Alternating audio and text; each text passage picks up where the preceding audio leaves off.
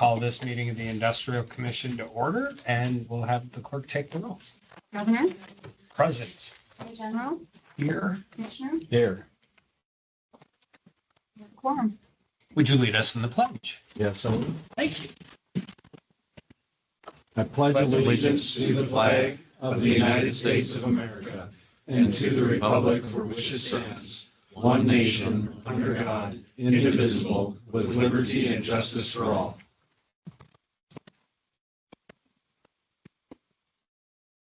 We have a long meeting today, and I won't prolong it by giving some long narrative on this, but I'm really excited about this first item on our agenda. I said it during my city state, and I mean enhanced oil recovery and how we figure out how to crack this code is generational wealth for North Dakota.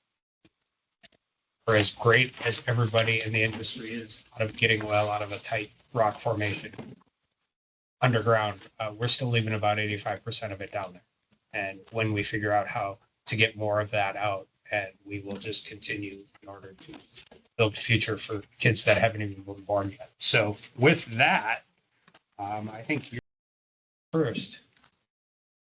Senator Patton, thank you for gracing us with your presence here today. Absolutely. Glad to be here. And thank you for having me, as well as everybody else in the room, to give the details of the program that we went through. Governor, members of the commission, the 68th legislative session authorized the Bank of North Dakota to undertake a study to evaluate the environmental, social, and governance trends, or as we call it, the sustainability side of things. Has taken a little bit more of a back seat in the last year, probably, than it did a couple of years ago. But essentially, we're still dealing with a carbon-constrained world, and we're dealing with the opportunities and challenges presented by that. And we stepped forward with this study, which consisted of about 27 public and private sector representatives. And we broke it up into 8 working groups to review specific areas of this. Today, we're going to bring forward the tax policy and the energy economics study. The first part of the study was completed by the EERC, and they're here today. It evaluated the potential for the amount of oil that could be recovered if the technology was perfected and a certain amount of CO2 were available. The second part of the study was completed by the tax commissioner, Brian Krashus, who's also here. And the commissioner evaluated the potential revenue impact that EOR could have on the state. He also evaluated the current tax policy and how state tax policy impacts the current $25 gap between storage of geological storage of CO2 versus the utilization. So it was very interesting, a lot of engagement by all the parties from various sectors, and I think we got a pretty successful result. So with that, I turn it over to Charlie Gorecki from the EERC. Thank you, Senator Patton, Governor, Attorney General, and Commissioner. I presented most of this work in August of this year. So this is going to be a quick recap on my part to bring everybody back up to speed.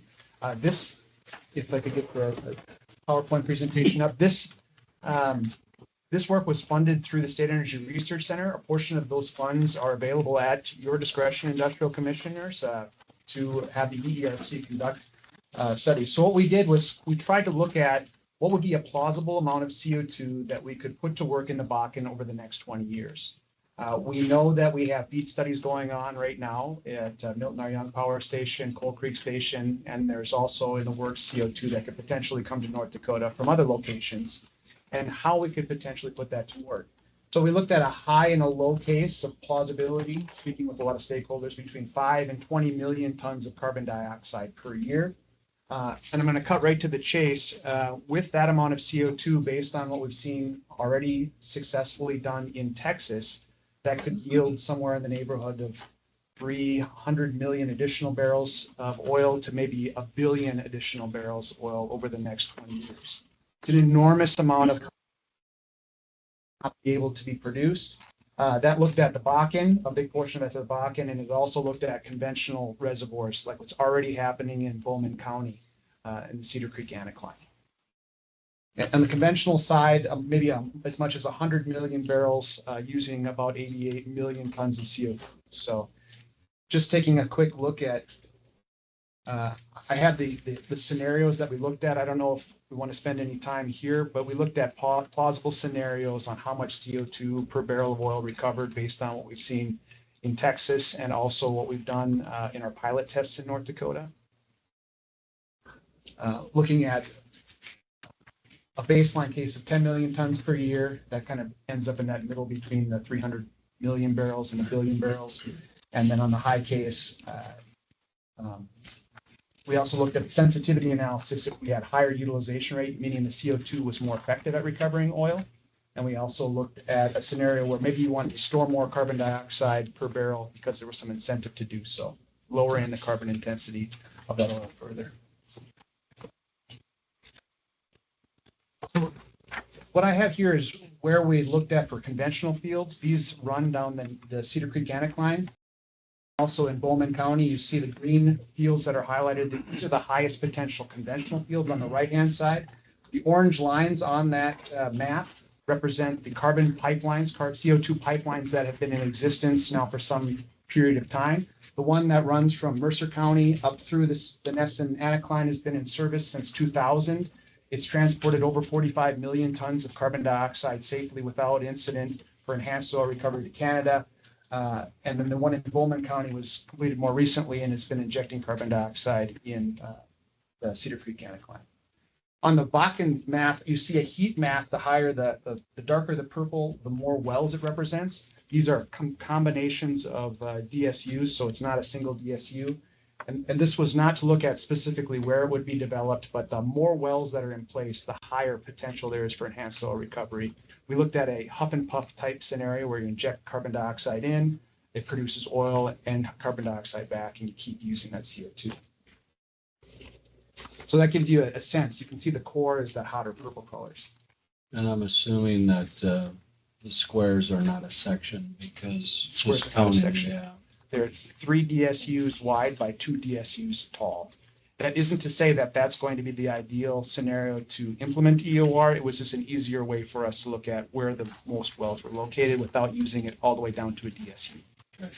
So we are working on a pilot project, which would be a much larger pilot that would be across multiple DSUs. So it may end up being something similar to that, but this was more for the purposes of looking at how much CO2 and how far would it go.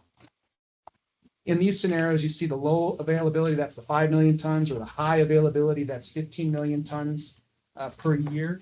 How much CO2 would be utilized and how many barrels of oil would be produced. And what I also want to point out is if you're on the low end side, you really can't do EOR, enhanced oil recovery, in a large portion of the Bakken. You just don't have enough CO2. And even in the high CO2 case, you don't really access all of the Bakken. You get some of the core. Another thing that this does not consider is the next 10, 20,000 wells that will be drilled, and that would also increase that potential dramatically.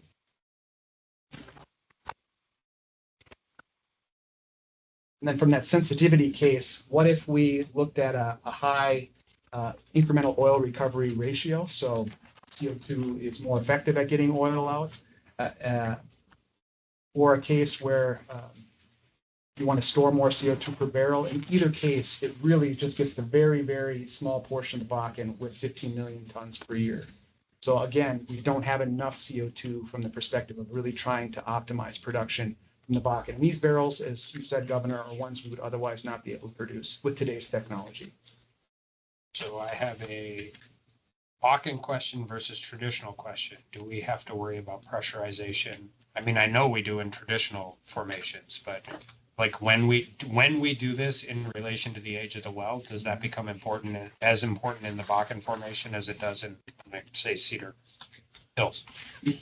Yeah, you spot on. The higher the pressure, it gets above a point where the CO2 dissolves easily into the oil. So the pressure, higher the pressure, the better. If you do this earlier in the project, it's probably better. If you draw down the pressure a long ways, a lot of gas comes out of solution. You have to build that pressure back up before the CO2 really starts to interact as well. We've seen this in the pilot tests we've done. The first test was at a really low pressure Bakken well, had some challenges. The next one, we were able to build up pressure before we injected the, in this case, produced gas, and it was very successful. So starting at a higher pressure is better. So where and when? Where When and is when. important? When is important. We also found that we can use different means to build pressure. So water curtain wells, other things can be done to build pressure without using carbon dioxide alone, for example, or produce gas alone.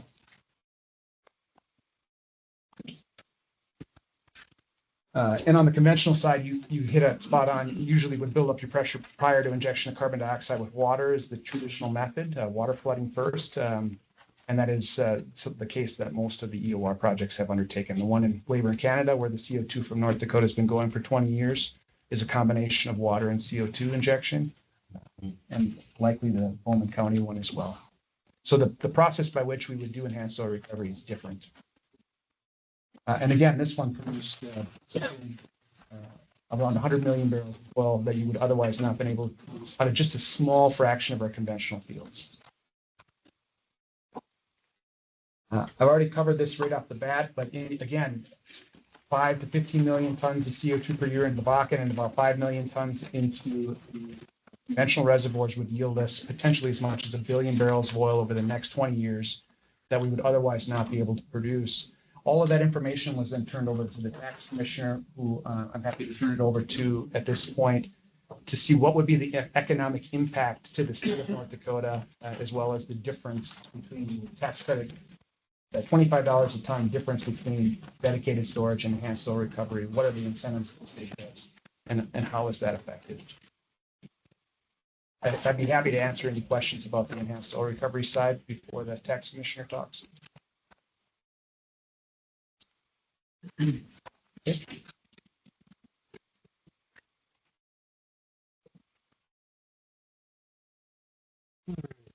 Okay, thank you. Governor, Lieutenant Governor, or Congressman, Lieutenant Governor. former Lieutenant Governor, and Commissioner, and others. It's appreciate the opportunity to dovetail on the work that the EERC did, and it was really interesting. It started out, to be honest, as a casual conversation, or at least I thought it was somewhat of a casual conversation.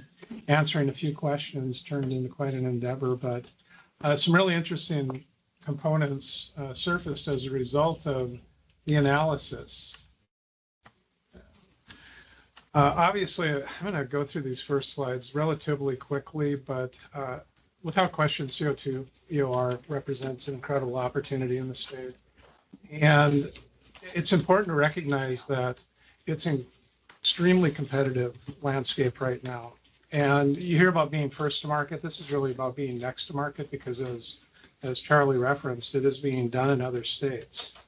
But it is competitive. It is really a race for the capital dollars in terms of where they're going to be deployed.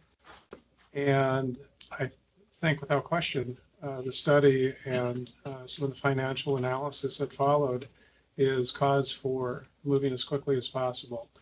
We're very well positioned in terms of size and scope of interrelated resources that we have in the state. One of the challenges will be where CO2 is sourced from. When you think of Project Tundra and some of these other potential projects out there that are talked about quite a bit, they have a long way between where we're at today and actually coming to fruition. But there are other sources of CO2 available. Ethanol plants, for example, around the Midwest. And again, going back to that competitive landscape, we're not the only state who is eager to get their hands on this CO2 and utilize it. Wyoming is moving quite quickly. They're in close proximity to North Dakota, and we'll get into that a little bit more later. But we have a good atmosphere. We've got a reasonable fare. We have a consistent regulatory framework. I heard that constantly at the Public Service Commission, that we were predictable for all intents and purposes. Some nuances to that at times, but unlike other states where industry was guessing at times, and that did influence their desire to deploy capital. We have a good tax policy framework in place to incentivize investment.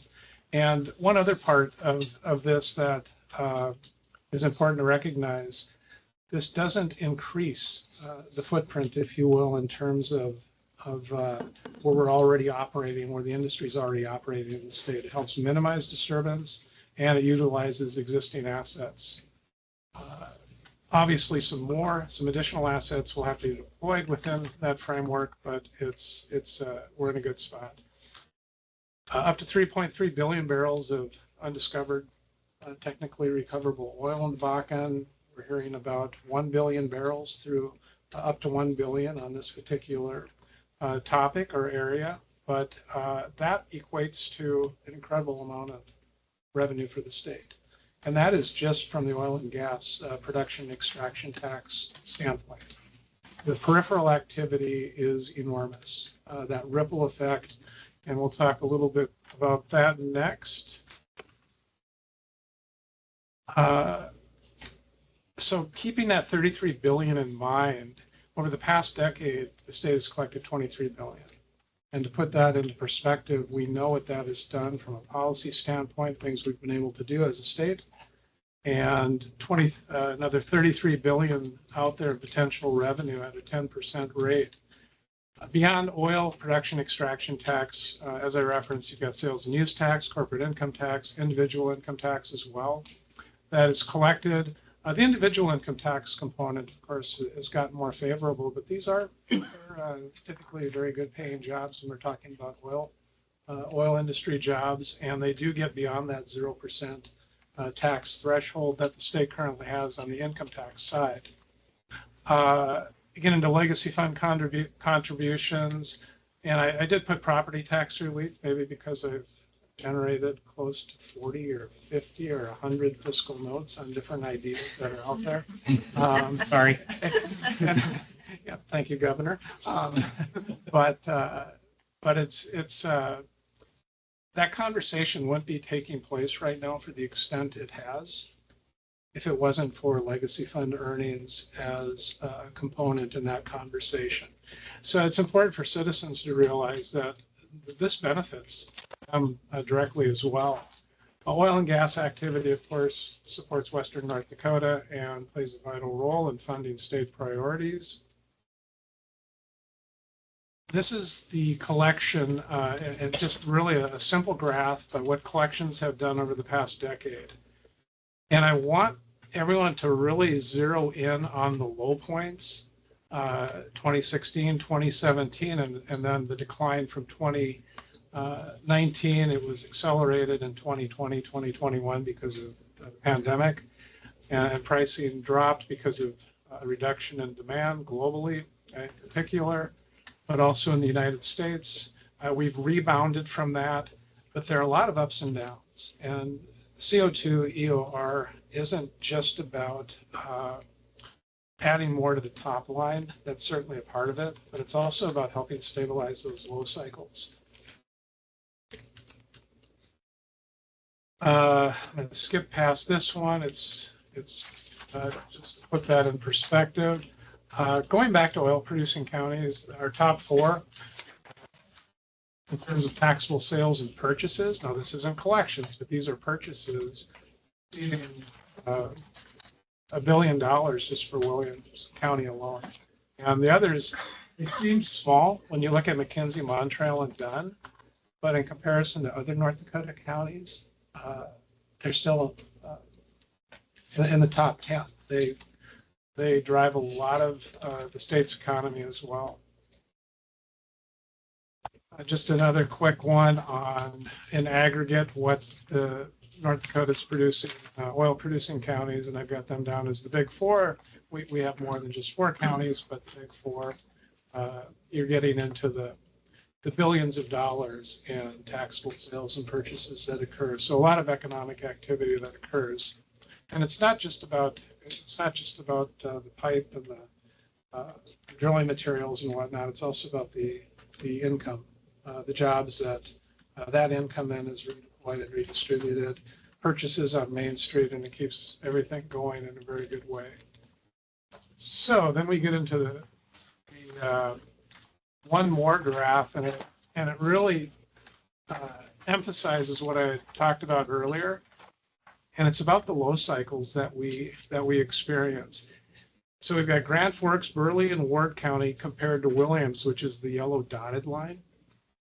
And you can see how pronounced a downturn is, which happened as a result of COVID, and in comparison to the other counties in the state. So we feel it in oil country, and they know better than I do because I live here in Bismarck, but during a downturn, it's pronounced, it's significant. And CO2 EOR really offers yet, as I had mentioned before, a great mechanism to help stabilize and reduce the lows so they're not quite as low. And hopefully the highs get a little bit higher in terms of activity as well. So this is just another graph related to taxable sales and purchases. We'll move past that to get into the single well model. And this is really the result of applying CO2 EOR. So this is under a 5-year extraction tax exempt model. And there are different mechanisms. It depends on where the CO2 is deployed. It depends on where it's sourced. Coal-based, for example, if at least 50% of the CO2 comes from a coal source or sourced from coal production and generation, then that follows suit with the type of incentive and how long the period will be for an incentive. But this is based on a 10-year average price of $80. I ran 4 different models, which I'll show. This is just one of the 4, but I'll show them in aggregate after this slide. But if you go into the incremental production of 165,000 barrels, just a little over that, which is moving from left to right, the first light blue column, that's the incremental production. That's above and beyond the legacy barrels, which is shown on the far left. So you've got the legacy production, you've got the incremental production based for the CO2 EOR, and then the average price of Bakken crude. I've got 2 models, a 5 and a 10-year model that are based on $80 crude oil, and then a 5 and 10-year model based on EIA pricing over the next over a 10-year period, actually, from 2028 to 2037. So you're really pushing out there, but when you think of inflationary pressure, when we fast forward, 3 years from now and then up to 13 years from now, I don't think $80 is unrealistic. Governor? And you're not projecting any new technology, right? This is all based on existing technology for enhanced. I mean, this isn't accounting for somebody figuring out how to do this better. So you're projecting out on inflationary prices, but you're not gaming into the formula new technology, right? That is partially correct. You would be better suited to answer the technology. Yeah, Governor, you're correct. We based it off of current technology, so incremental technology would improve that even further. But it's obviously quite lucrative on a per well model basis. When you look at the incremental production tax, a lot of the incremental extraction tax revenue, there's some additional revenue to be had there, but a very small portion of it is going to come on the incremental or on the extraction tax side. And one thing to keep in mind, and it will be referenced in the next slide, and that is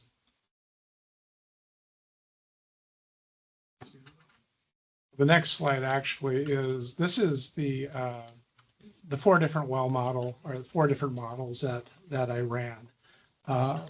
Actually probably ran, I lost count of how many different models I ran, but these were the 4 that I zeroed in on after trying different, applying different variables, that type of thing. But the range is from a low of the $502,000, $500,000 for a single well in terms of incremental revenue, and not existing revenue, but incremental to just over $700,000. Now, when you look at the total, we've got 2 columns. One is the 5,744 wells that is referenced in the EERC report. That matches up with the projections for how much CO2 would be available. If you look at the total stripper well count or low producing well count in North Dakota as of July of this past year, it's over 12,000 of those wells. They're no longer charged, or they're no longer experiencing extraction tax. They're now exempt, and that's exempt for the life of the well. But that's factored into the calculation as well. So not a lot that that there's really no downside. Those wells, basically, they're sitting, to qualify as a low producing or stripper well, you've got really 9 different combinations because it's about the depth of the well, it's about the location of the well, whether it's inside the Bakken formation, just outside of what's defined, and you're going to wind up with some different thresholds in terms of when they finally get into stripper well status. But we have a lot of wells out there, and the other way of looking at it, these are wells that have already been drilled. The activity's already taken place from a drilling standpoint. They're out there. Infrastructure, of course, has to get to them. It has to be in an effective area where there's enough saturation in terms of well density, but tremendous potential. There we go. This just gives a quick snapshot of a 30,000 foot view, if you will, of a cost model for a single well. And it weaves into transportation costs, estimated transportation, the price of CO2. And one thing I want you to really zero in on is the cost per barrel. This is based on a 3-to-1 ratio. So 1 ton of CO2 yields 3 barrels of crude oil, Bakken light sweet crude. So when you look at that 3-to-1 ratio, when you start to work across, one of the goals, how do we close the gap between sequestration and the use of CO2 in terms from a 45Q perspective? And when you look at that 3-to-1 ratio and the tax savings with mechanisms that already exist that are in place, that 3-to-1 ratio when you incorporate that into the production model yields $16.13 in benefit in terms of drilling in North Dakota based on current tax policy. Now there's still a $9 spread, and if it's a 2-to-1 ratio, that's going to change. That's going to be $10 and roughly 8 cents, $10.09 in terms of how much of our tax policy, if you will, tax framework will cover that $25 differential. But the more efficient from a technology standpoint the state can be and producers can be, the better this graph, these results will be. So the net cost per barrel, it's right around that $50 mark based on this particular model.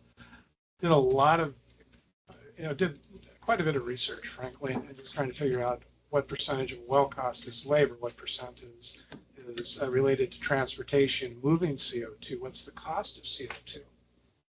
And obviously looking for efficiencies in all of those areas would be advantageous. But we've got just a little bit of the methodology below. So just some quick things to wrap up. I already mentioned the difference in terms of the incentive gap between 3 actually of the 45Q mechanisms to capture a tax credit. Direct air capture is also in the mix, but that's not included. We're really talking about enhanced oil recovery or permanent storage sequestration. Obviously, closing that incentive gap is incredibly important, and I can't stress enough just how competitive the landscape is. Other states, including Wyoming, they've done studies. They're moving forward as quickly as they can to capture the investment dollars available for this. I already talked about efficiencies, also extremely important, and the return to the state as a whole and the different things and the different ways that citizens can benefit is substantial. Everyone knows that the Bakken experiences shale plays like the Bakken. There's a rapid depletion rate that has been well documented, and we can see that if they're not drilling, we're going to, if they're not actively drilling, we'll see a decline in production. That's the reality. You're all well aware of that. And when we can create greater long-term assurance to oil producers, the state experiences greater long-term financial security as well. And the last slide, I believe, I really do believe this is about the next chapter in North Dakota energy production. And it's not just about oil. When you think of our interrelated energy resources, we have oil, we have coal, we have ethanol plants that produce CO2, and being able to merge and create synergies amongst those different types of production is really what it's all about. It is a race for capital, and there isn't an infinite supply of capital at any given time. Whether producers in North Dakota, they operate in Oklahoma, they operate in Texas, we know that they have options. We're not the only show in town, so to speak, and they have options on where they're going to deploy those dollars. Excellent progress to date from a technological standpoint, but more resources are needed to support continued advancement. And my thought is, as being a part of this, which was really a lot of fun, North Dakota were recognized as a global leader in shale oil production, and this is another area that we can be viewed as a leader as well. So I'm happy to answer any questions. It's a quick rundown of the report itself, which is more detailed in nature, but frames it up. Brian, in your projections there, you were showing 2028 is when, is that just a number you picked out of the air, or is there something significant about that? Just looking at from an infrastructure placement standpoint, you have to build it first, and it might be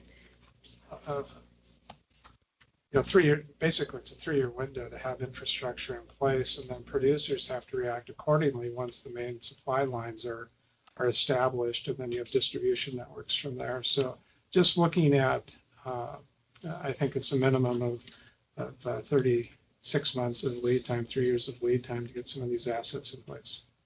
Yeah. The only other factor that kind of puts us behind the 8 ball, pushes us further out, is most of these entities have all signed up for a Q45, and there's a 12-year lag there before we'd have access to it. Right. And there's only 2 facilities I know right now in North Dakota that might be available in 35 and 36. That's the 2 ethanol plants. If I could, Yeah. Commissioner, they can switch at any point between 45Q locations. So part of the study looked at the difference. So it's $65 a ton in 45Q tax credit if it's for enhanced oil recovery, or 60, and then 85 if it's dedicated storage. You can switch at any point, and it's to the advantage of any CO2 capturer to have optionality.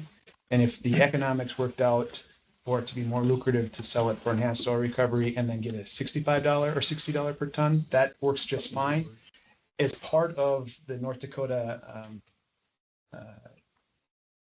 through the Department of Mineral Resources, part of the permitting process, they'd be able to certify the storage, whether it be enhanced oil recovery or dedicated storage. So, and that would be class 2 injection. So they can switch. If they're not looking for tax credit, then you're absolutely right. 12 years is the tax credit life. And actually, it'd probably be more lucrative for us after 12 years because the infrastructure's been built, it's been paid for. Now they can sell the CO2 for a lot less than $65. Because to make a lot of this work out, it'd be better if we had CO2 at a less of a cost back to enhanced oil recovery. Or for it. But They could still get the tax credit though and sell. So that's yeah, part of the. that's That's part of the. in that 12 years. Mhm. Yeah. But after the 12 years, we get a different scenario. And the modeling also reflects a $30 per ton cost for CO2. So when you do the quick math on the $60 that's available for enhanced oil recovery, at $90 supersedes the 85. So significant volumes will be moving, and small amounts in terms of the differential add up quite quickly. So it wasn't I think it's a realistic figure in terms of what that premium cost of CO2 is going to be for oil producers. And getting back to the ratio, the efficiency ratio, that's key. That pushes that 3-to-1 ratio. Two things quick. One, thank you for recognizing that we're competing for capital. There still aren't that many companies that drill into shale. They just aren't. I mean, in the grand scheme of where people are and exist, and they're playing in the Permian, they're playing in the Powder River, they're playing everywhere else.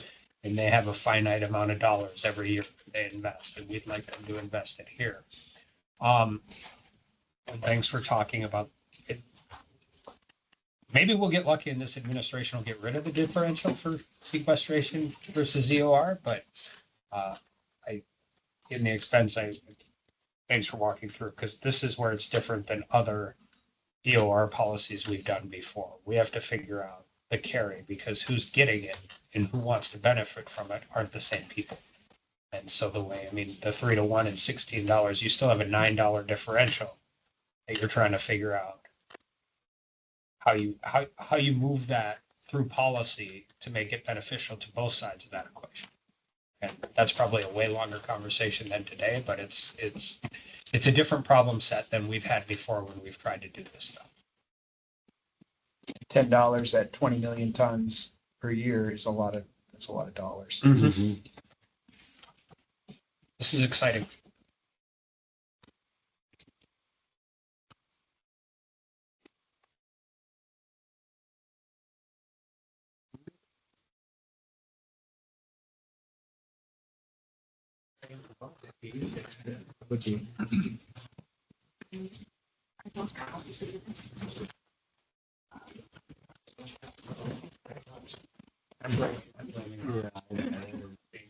Either have to back up or you got 4 minutes. Yeah.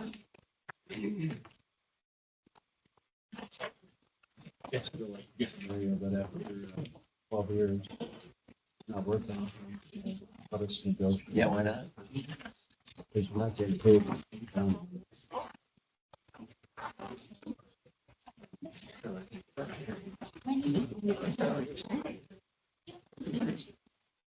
Yeah, That wasn't it. yeah, that'd be good. Yeah, thanks.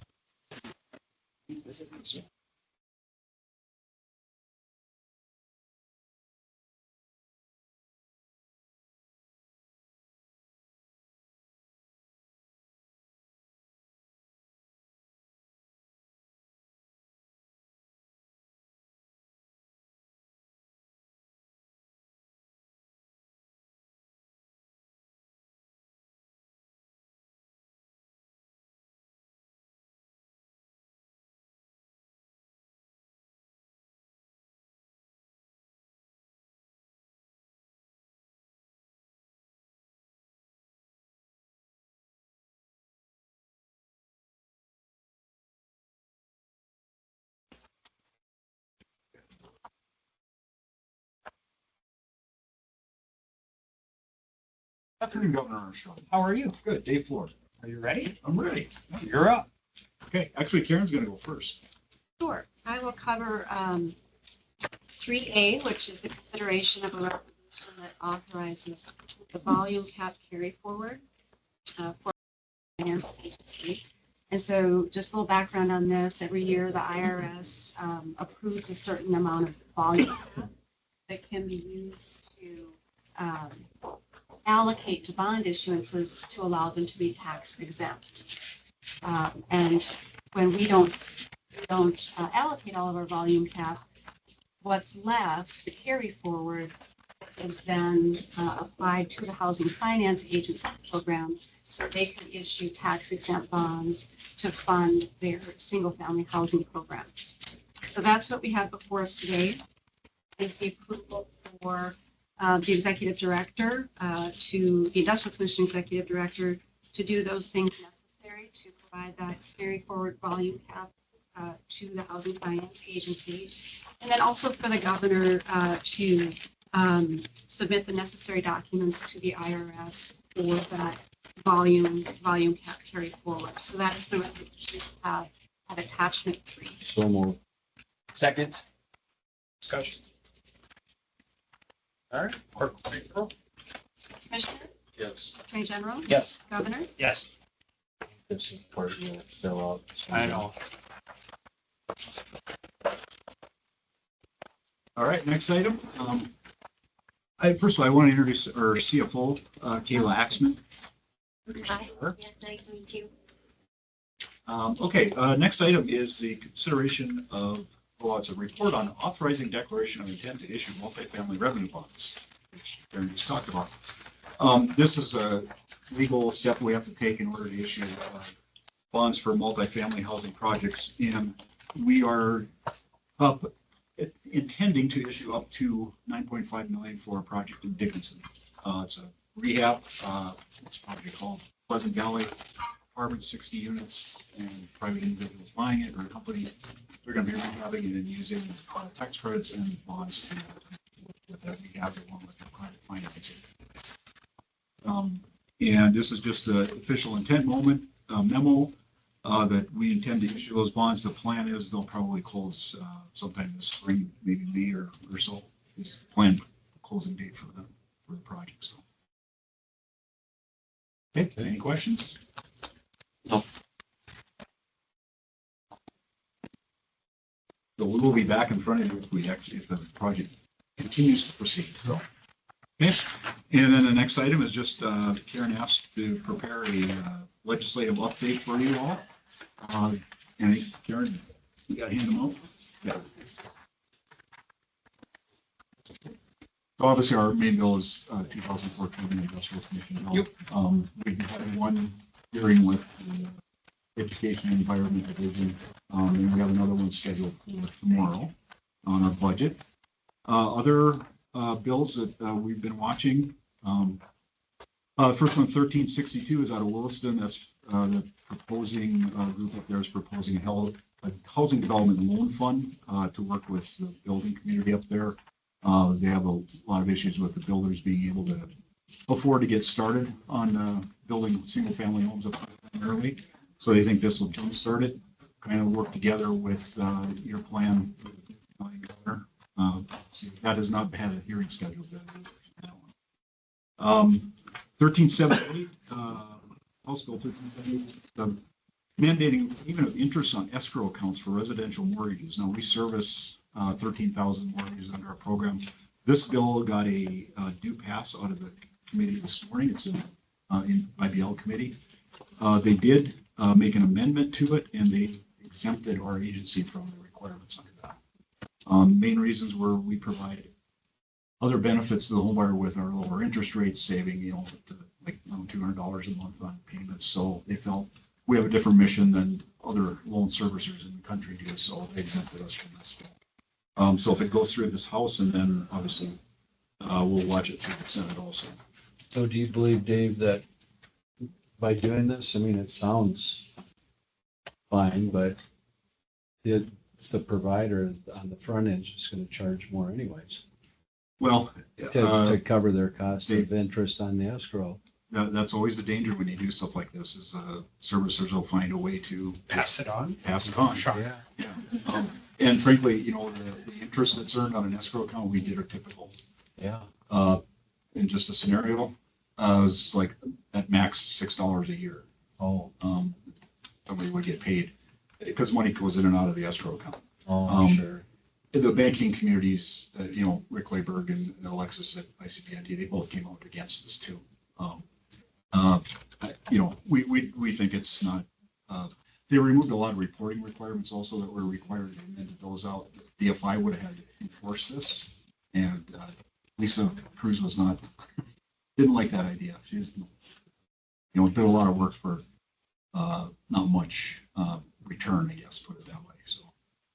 So we'll see what happens with it going forward. But I'm assuming if you're amended out, you are just monitoring now. We would just monitor, yeah, unless we get asked specific Other questions. people's concerns are no longer yours as long as you're out. Well, it's an industry question. Yeah. We're always concerned about it, but yeah, we'll stay quiet unless somebody decides to change it again, so. I'm getting concerned with, seems like a lot of regulations, a lot of reporting that's going into so many different aspects of government anymore. Yeah. Well, I can tell you the mortgage industry is well regulated, and overregulated to in some extent, so, we'll see. And then, the next one was on funding, regional planning councils. That's house, I don't believe that's had a hearing yet either, and, that was something that came out of the North Dakota Housing Initiative we did last summer, where the local people really looked at lack of capacity to help them develop housing projects. And their suggestions were that, to look at the regional planning councils to help them do that. That would be the vehicle, so because they're in each region, obviously. And that was kind of coming out of that housing initiative. And then 2018, that is for blight removal program that's ran through the Department of Commerce. That was last session. And I think your budget, Governor, you had 10 million put in for that, I believe. And we would certainly recommend that. That was a very helpful program last year with just 1.5 million available, I believe. And what we've heard is that's still a need out there. And then Senate Bill 2030, that bill came from legislative management after a interim study was done on homelessness. And we're recommending 200 million for the Housing Incentive Fund over 4 years and 10 million for the homeless grant. And the Senate Government Appropriations, the Education and Environment Committee had a hearing on this. And I can tell you that Senator Storbuck said, well, that's probably not going to work at that level. And we can understand that, but they have not acted on that bill yet, so we'll see what they'll do. Really, I think what they end up doing is they probably would try and roll that in, whatever for HIF and homeless grants, just put that into the Industrial Commission bill, as it always has been, and then just let the bill 2030 time, but we'll see what they want to do. And then 2225 had its first hearing yesterday, and we certainly support that. That is another thing that was definitely heard during the housing initiative meetings last summer and listening sessions that we held, that was something that fits in with what committee recommendations were. So hopefully that can move forward also. So that's about really all that we have that relates to housing. Perfect. Thank you. Okay. All right. You're done then.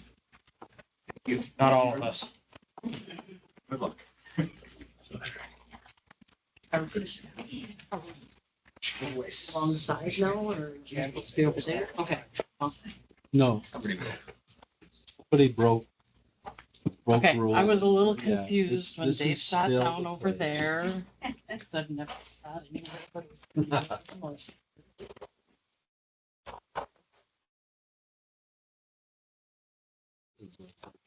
It does.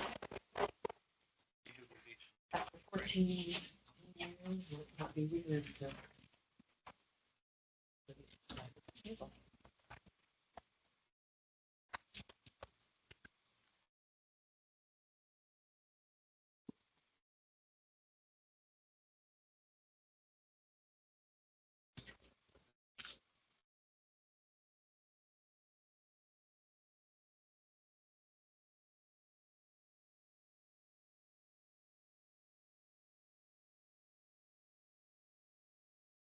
You first. Over to Ann. Hi, Governor. I'm How are Tina you? Neiman. Thanks for being here. Nice to meet you. All right. So I'm the Executive Director of the Public Finance Authority, little-known agency. Appreciate your support of the State Revolving Fund Program, which is the main program that we bring business before the Industrial Commission. And I don't know if you want me to start off with the first loan, how you want to? Yeah. Okay. Perfect. So the first loan is for the city of Galesburg, and this is under the Clean Water Program. They've requested $3 million. This project is to replace faulty components of their lagoon system and update their lift station. And this project was at the top of the project priority list for the Clean Water Program. So it's eligible for $2,250,000 of loan forgiveness. So the net loan will be $750,000. They've requested a 30-year loan term, and they are going to repay this with special assessments. And based on that information, the advisory committee recommended approval of this loan. So moved. Second.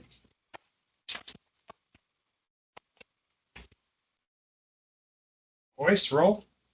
We'll do Commissioner, roll. Yes. Yes. Governor, Yes.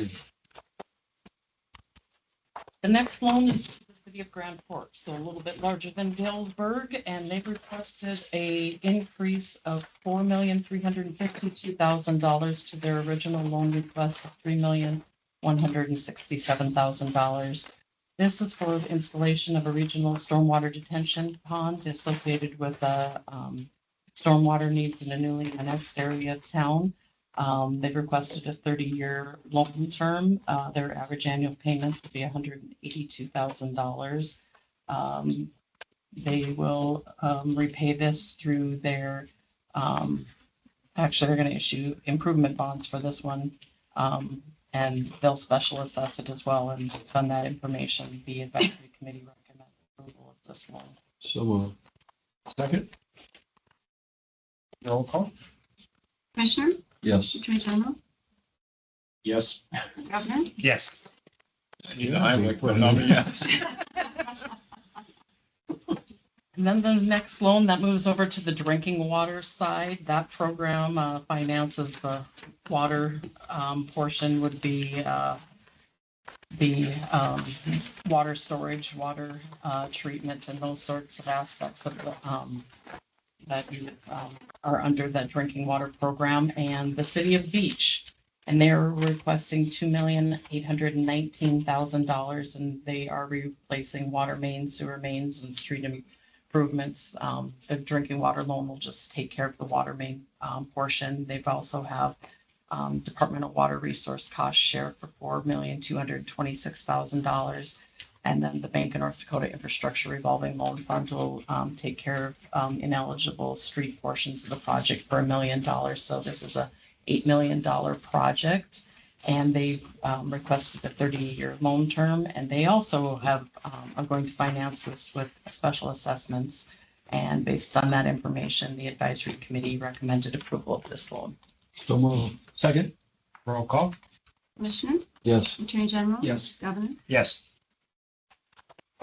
Did you go small, big on purpose? No, I usually do clean water, and then I move on to drinking water. But this is kind of interesting that we do have the extremes, and interesting that we have this many special assessments because usually it's mostly revenue bonds. Next one is the city of Fargo, and they are requesting a $12 million increase to their previously approved $23 million loan.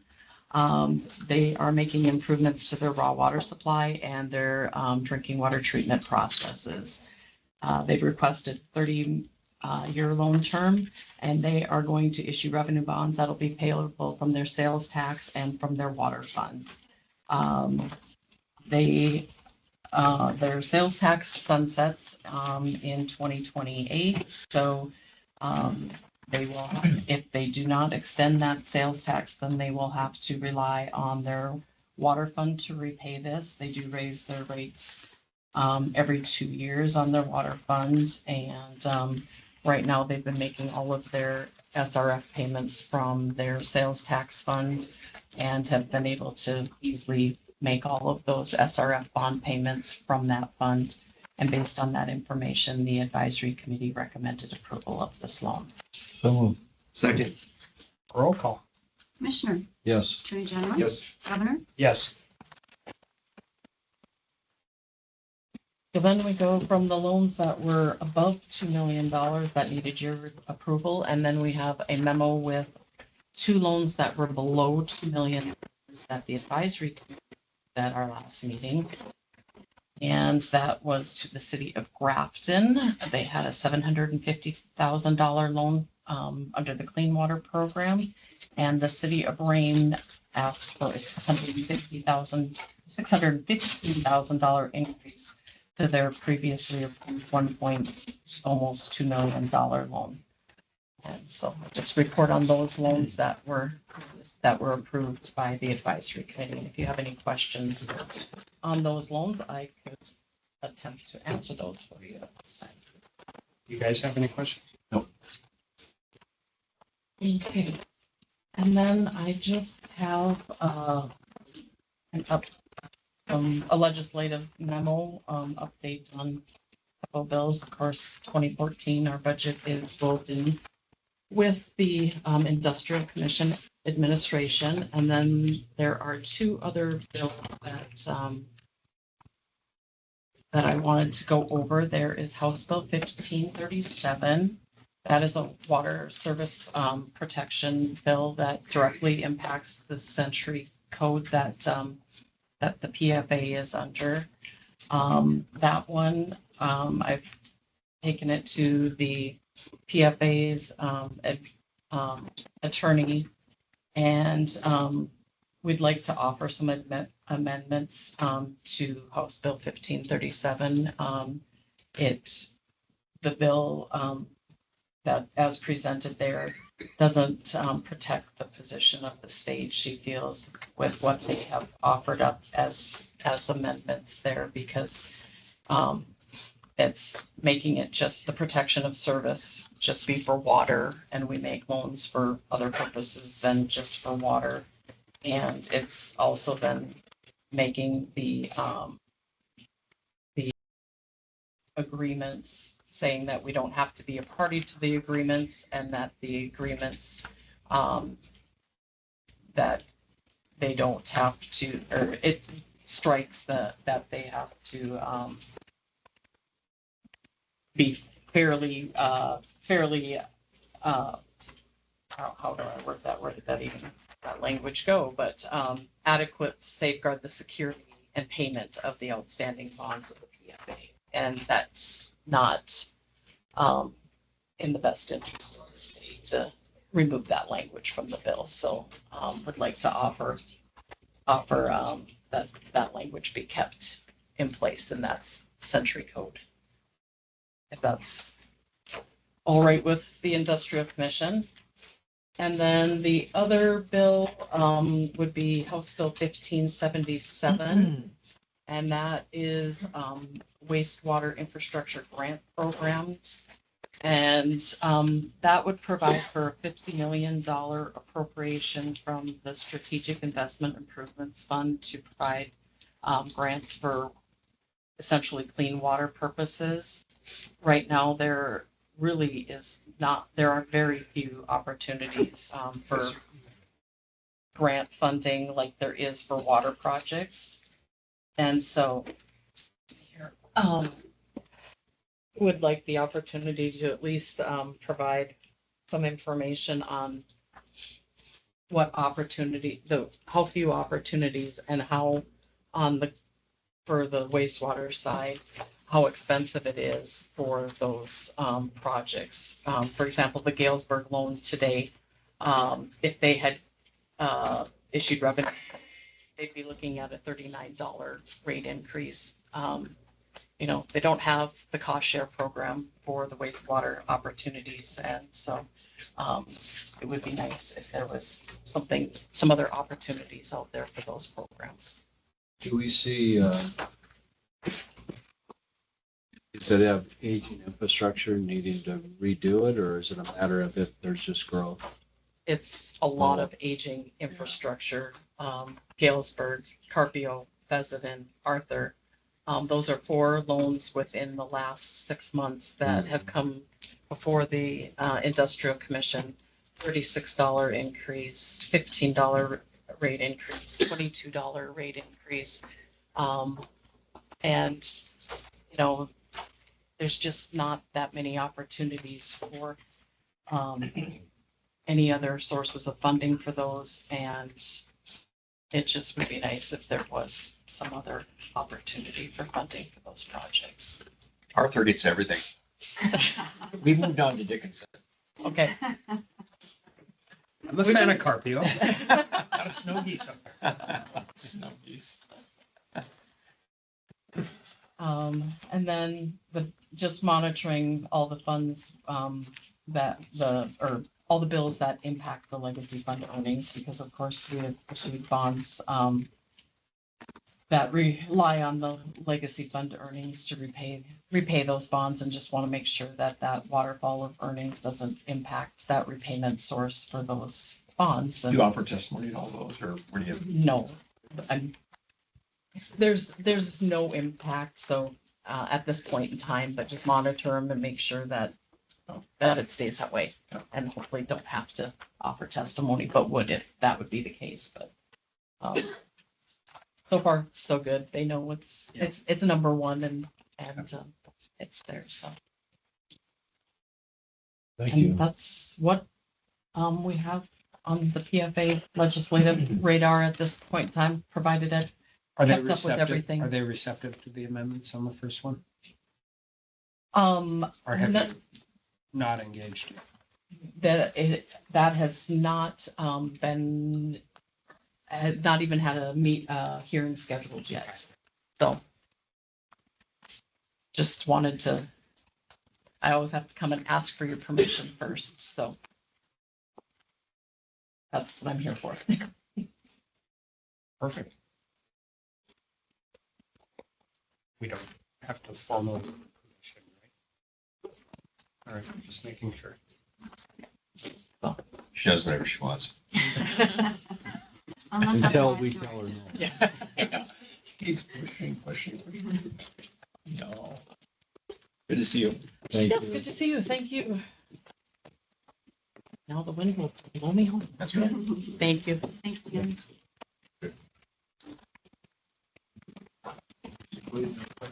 That's it? Oh, yeah.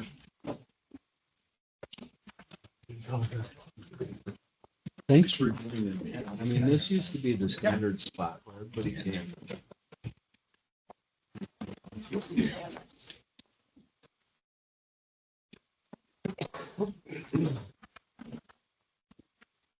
Hi, Nathan. Hi, how are you? Good.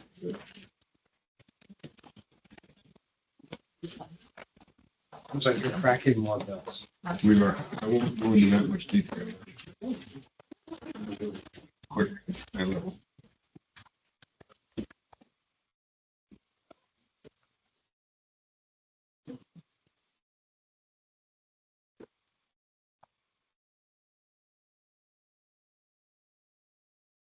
We get started. I'll give a legislative update. We have just 2 orders this week, so we have Mark, or this month. I'll have Mark go through those, and then I'll follow up with the legislative updates. Thanks for having us. Thank you. Good afternoon, Governor. My name is Mark Bohr. We've met a couple times before. I'm the Assistant Director at the Oil and Gas Division. Was it in admin roles? Was I mean to you? Okay, good. Well, the first I time was didn't know. I would have introduced. first time was in your office in DC when you got elected. It hadn't been assigned to any committee yet. So you're just looking for anybody to come in and talk to you. And the second time was just a few weeks ago at the Bismarck High Pier basketball game. That was fun. Okay, the first case we have before you is case 31325. It's an application by Phoenix operating to establish a stand-up 5120 acre state unit, described as sections 5, 6, 7, 8, 17, 18, 19, and 20. You can see on the map, those sections are outlined. It's for a 4-mile lease line well. It's up by the town of Alamo. And here you can see it without the background on it. They want to drill one middle member of the Bakken Formation horizontal well right down the section lines. The black square at the top is the proposed surface location, but during testimony, that square is actually moved down to the south side of section 20. So sections 5, 8, and 17 on the right side there are currently a stand-up 25-60 acre spacing for the drilling of 5 horizontal wells. On the west side, 6, 7, 18 are a stand-up 1920.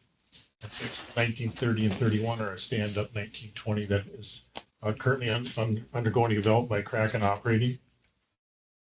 Kraken Operating appeared in this matter in opposition to Phoenix's application.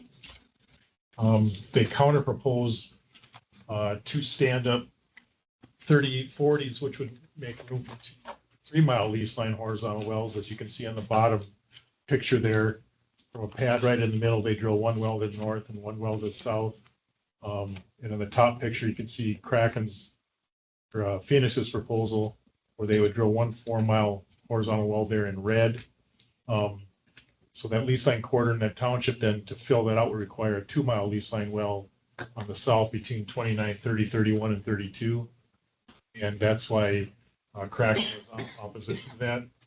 Both companies agree that the economics for 4-mile horizontal wells are better than 3-mile horizontal wells. And they both agree that 3-mile horizontal well economics are better than 2-mile horizontal well economics. An interesting side note, Kraken was unaware you could apply for lease line space use for production. It was established in the base spacing units. So they were, I don't know if they were surprised, but the order does lay that out and spell out the commission's policy on that, so there's more confusion. Phoenix did say that their proposal is purely driven by economics.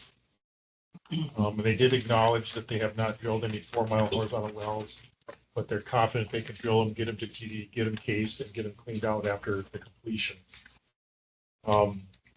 So the opposition really here is focused on Kraken being forced to drill a 2-mile horizontal well on their lease line to the south there if this 4-mile horizontal well is proposed. We looked at the economics. The 4-mile, the top case of the 4-mile horizontal well and the 2-mile horizontal well on the lease line results in an estimated ultimate recovery of 1.1 million barrels of oil, which with an internal rate of return somewhere between 25 and 44%. We didn't have access to all their parameters, so we estimated what that internal rate of return is. And it would require 2 well pads to be built. In Kraken's proposal, it would be 2 3-mile horizontal wells. There would be 1 pad built. It results in 1.27 million barrels estimated ultimate reserves and an internal rate of 51%. So in summary, Kraken's 2 3-mile lease line horizontal well development scenario results in 165,000 barrels of additional oil recovery, a greater internal rate of return on an overall project basis, and 1 less pad to develop the same acreage. Therefore, we believe it prevents waste and better protects shareholder rights. We're recommending approval of this order, which does 2 things. It denies Phoenix's application for the 4-mile horizontal well, and it approves Kraken's counter proposal for 2 3-mile horizontal wells covering the lease line corridor. So move. Second. Discussion? So Kraken is not going to look at a 4-mile, although they admit 4-mile is more economical, but they haven't done them either, correct? Or is that Phoenix that said they haven't done them? Neither company has done them, I believe. Kraken may have said that they've drilled one of the companies, I forget, they've drilled a couple in Montana. Okay. But in North Dakota, there's only been, I believe, 3 or 4 4-mile horizontal wells drilled. And the first ones are just being completed, so we don't have any information on their production yet. Okay. Some of them are, yeah. Okay. Yeah. So all the companies we've talked to have been confident they can drill these 4-mile horizontal wells. The ones that have been drilled, they did execute the drilling completions, but we just haven't seen the results yet. Okay, thank you. All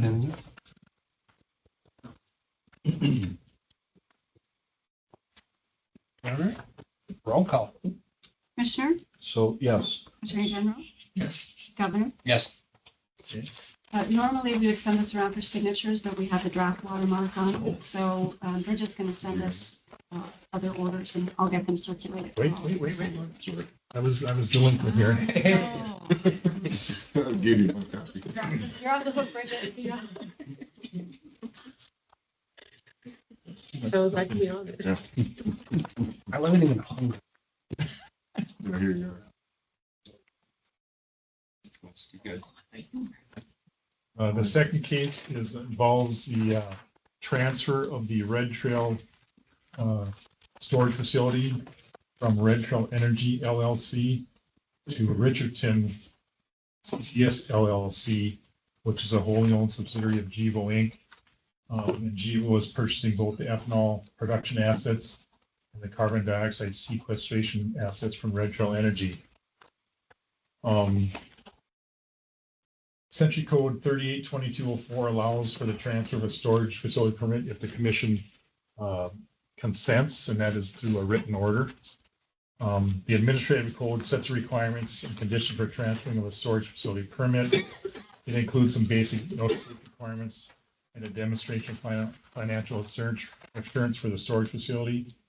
And there's two ways to transfer a facility. One is by what we'd call a major modification, which would require a hearing and get into the aspects of the storage facility itself again. And the other is by a minor modification, which we still review it. We look at the financial assurance, and if we determine there's no other changes really other than a name change, so to speak, then it can be done through a minor permit modification.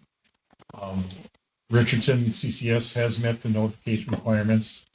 It has satisfied the financial assurance requirements. It's proposing 2 single well surety bonds, each at $125,000 to cover the cost of plugging the 2 wells that are out there. A facility surety bond of $1.76 million to cover post-injection site care and facility closure. And they also have a third-party insurance policy of $16 million to cover emergency and remedial response. The order does make a finding that the transfer will not compromise the purpose of NDCC 3822.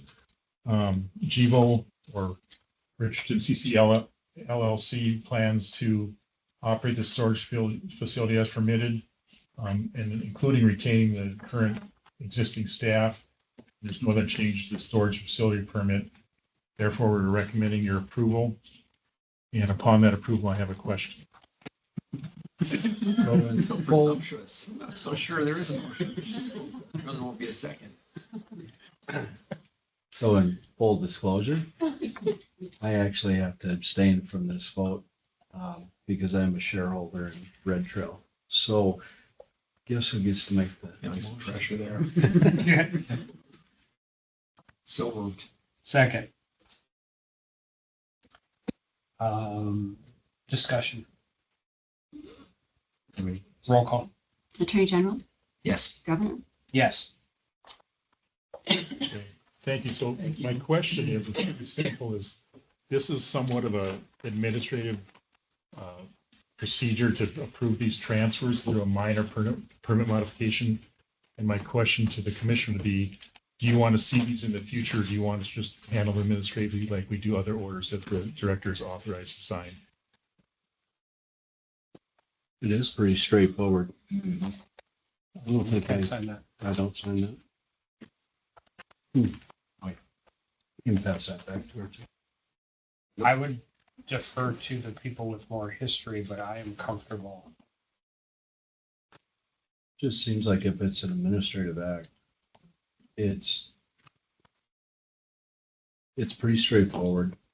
There's no real action to be taken. Yeah. It's just a process. I would see why we'd have to, but most of my colleagues have some other feelings or thoughts. I concur with that. Yeah. Sure. And you certainly, if there was something that came up that we Right. thought you should know, we would make you aware of it. Absolutely. Yep. Okay, thank you. Okay, on to the legislative update. You have a memo spreadsheet that's attached to that. The spreadsheet is just the high priority bills that the team is tracking currently, and there's 17 of those. This was last updated as of yesterday, so if something new happened today, it's not on here. The team holds weekly legislative team meetings on Friday afternoons. We cover, the recap from the bills for the past week, new bills, assigned tracking, and then the DMR position on the bill.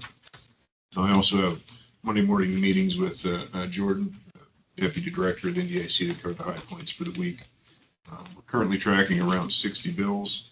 This is 17 high priority bills, and the major themes are CO2, gas exploration, our budget bill, the reclamation, drones, deference, and anything else.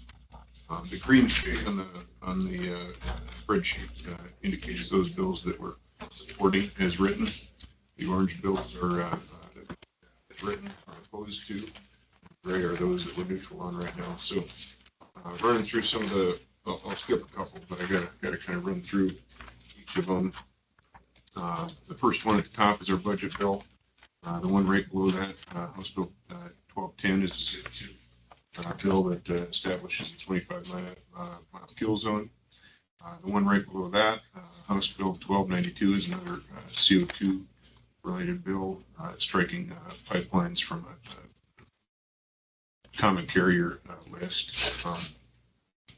House Bill 1295, that's another CO2 bill, striking tax exemption for infrastructure coming from out of state. 1306 is an open records request bill. House Bill 1414 is another CO2 bill. On to the next page, the second one is House Bill 1434. This is the sunset of the rules bill, which is a 10-year sunset. House Bill 1573, another CO2 bill establishing a $5 per ton tax on CO2 injected. Then that goes into a disaster fund. Senate Bill 2285 is a deference bill. Senate Bill 2313 is a reclamation bill that's currently, it has to do with construction, but it's currently in the reclamation portion of that. So there's an issue with that. Senate Bill 2320, another CO2 bill. Same with 2322. And then those bills that we're generally neutral on, go to the second one on the list. House Bill 1459 is critical minerals. After some discussions yesterday, I think this one's going to look quite a bit different on the outset. So I don't think we'll generally be okay with that once there's amendments to that. House Bill 1483 is an exploration bill that we see as positive, and then 1574 is another CO2 bill, not allowing the NDIC to regulate CO2, the direct air capture portion of CO2, which is extraction just out of the air. So those are the kind of 17 high priority bills that we're following. Like I said, there's 60 of them that Bridget helps us track every day. So keep us monitoring more. But So you're gonna have a busy week this week. this week's busy. It's my first go around at it. So I was reading through some of these. Okay, good. Are you opposed to some of them too? Well, some of these would put us in court almost immediately, and if the Attorney General was required to defend us, I don't even think we'd go to trial. I think it'd be a summary judgment by a federal judge and say, "Are you kidding? You can't do this. There's It's certainly a federal couple law." like that where You're just trying to pad his budget. That's right. I'll give him some more money. some of them is written right now. We strongly feel that they would be litigated right out of the gates. And I don't know if that's the nature of Yeah. good legislation. Should be. 1459, they are going to put some amendments in there. I was looking at that. Could potentially be rewritten. Okay. Is there some concerns with that? Yeah, certainly. That's the critical mineral. That's Yeah. critical. From Anderson's. Yeah, establishing a royalty rate based on coal. Yes. That's it, well. Federal Curious rates. about why that Mars doesn't do that, why they. I'm just not familiar with that. I heard about it first time yesterday, though. I think establishing royalty rates on private minerals is something. I think that's going to be, Yeah, I don't understand. I just genuinely don't understand what the theory is that Why they get to it's do that. in there. Yeah. Yeah, they're trying to group it in with coal. But a lot of the highest value of critical minerals or the highest numbers are contained in the clay layer within a foot right above the coal seam. So Ed's not here to give us the dissertation on that, but well, then it would appear in some cases, just by the way I was reading it, and I got to go back and look, I could be wrong. But authority that falls under DMR and the Industrial Commission is trying to cede it to TSC. They this can't bill do moves that. it over to PSC, We have primacy. especially on PSC does the minerals, solution mineral wells, Yeah, which is also in this particular bill. absolutely. And I think that kind of the challenge that would be had is that you trying to, if you're a landowner, you have an oil and gas lease, it doesn't include gold, right? So, and I don't believe this is solved, just like lithium within produced water isn't solved in most parts of the United States. Correct. But lithium in produced water will come up eventually as well. Yes, it will.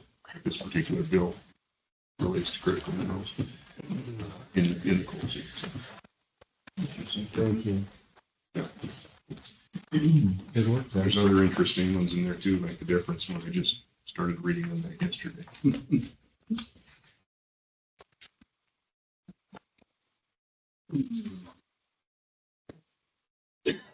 Yeah, anything else? Have fun running between some. Yeah. Right, they're all awesome. Yeah, tomorrow and Thursday. Okay. Governor, other business for DMR, Mm-hmm. we do have the naming of some new hearing officers. Okay. A few changes to the hearing officer list. Pass that around. and continue that. You need to take our. Sorry, fire vote.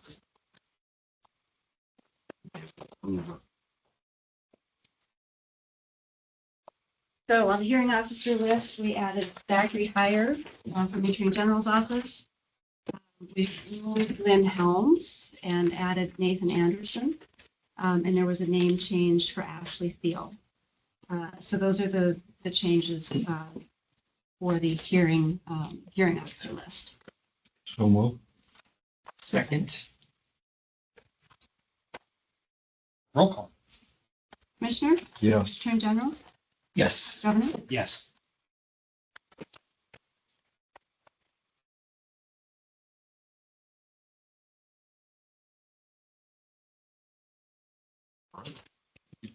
Thank you. yes. Thank you.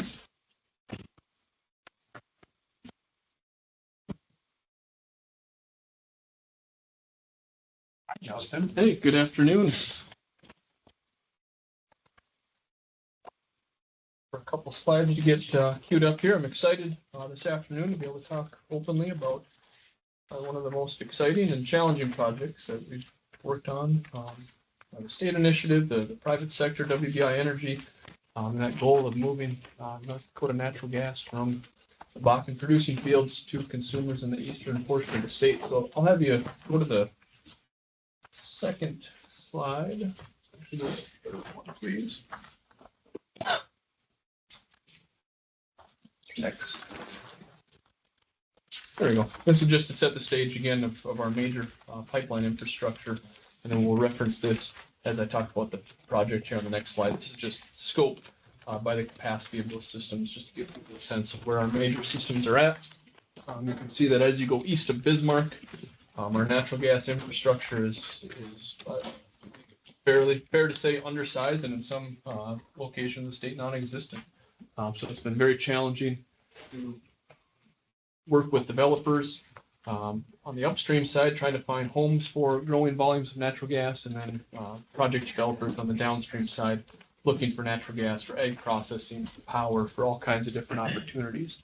I'll go to the next slide. And so this is the details then. So mid-December, WBI Energy put out a non-binding open season for what they're calling the Bakken East project. You can see that non-binding open season wraps up here at the end of this week. All early indications are that it's doing exactly what it was intended to do during this non-binding period. Folks are engaged in conversations. It's very typical during these type of open seasons for those last minute. Some companies likely expecting a lot of interest and formal responses right at the end of the week as companies kind of finalize their vision. And so you can see the project as scoped originally. It's really two segments. You got the west segment, which is a 30-inch pipeline from the Watford City area towards the Underwood area, and then going eastward right now scoped as a 24-inch pipeline with two construction schedules: November 2028 for that west phase, November 2029 for the proposed in-service in that eastern segment.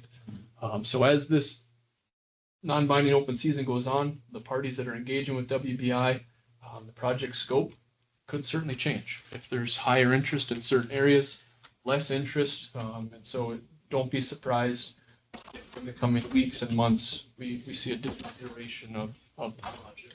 Because it's already changed a little bit since we first had a discussion. Correct. Yep. And so, it's been very encouraging. There are parties that, weren't on my radar, that probably weren't on the developer's radar that are coming out and engaged on what their needs might be in different parts of the state. So it's been very encouraging.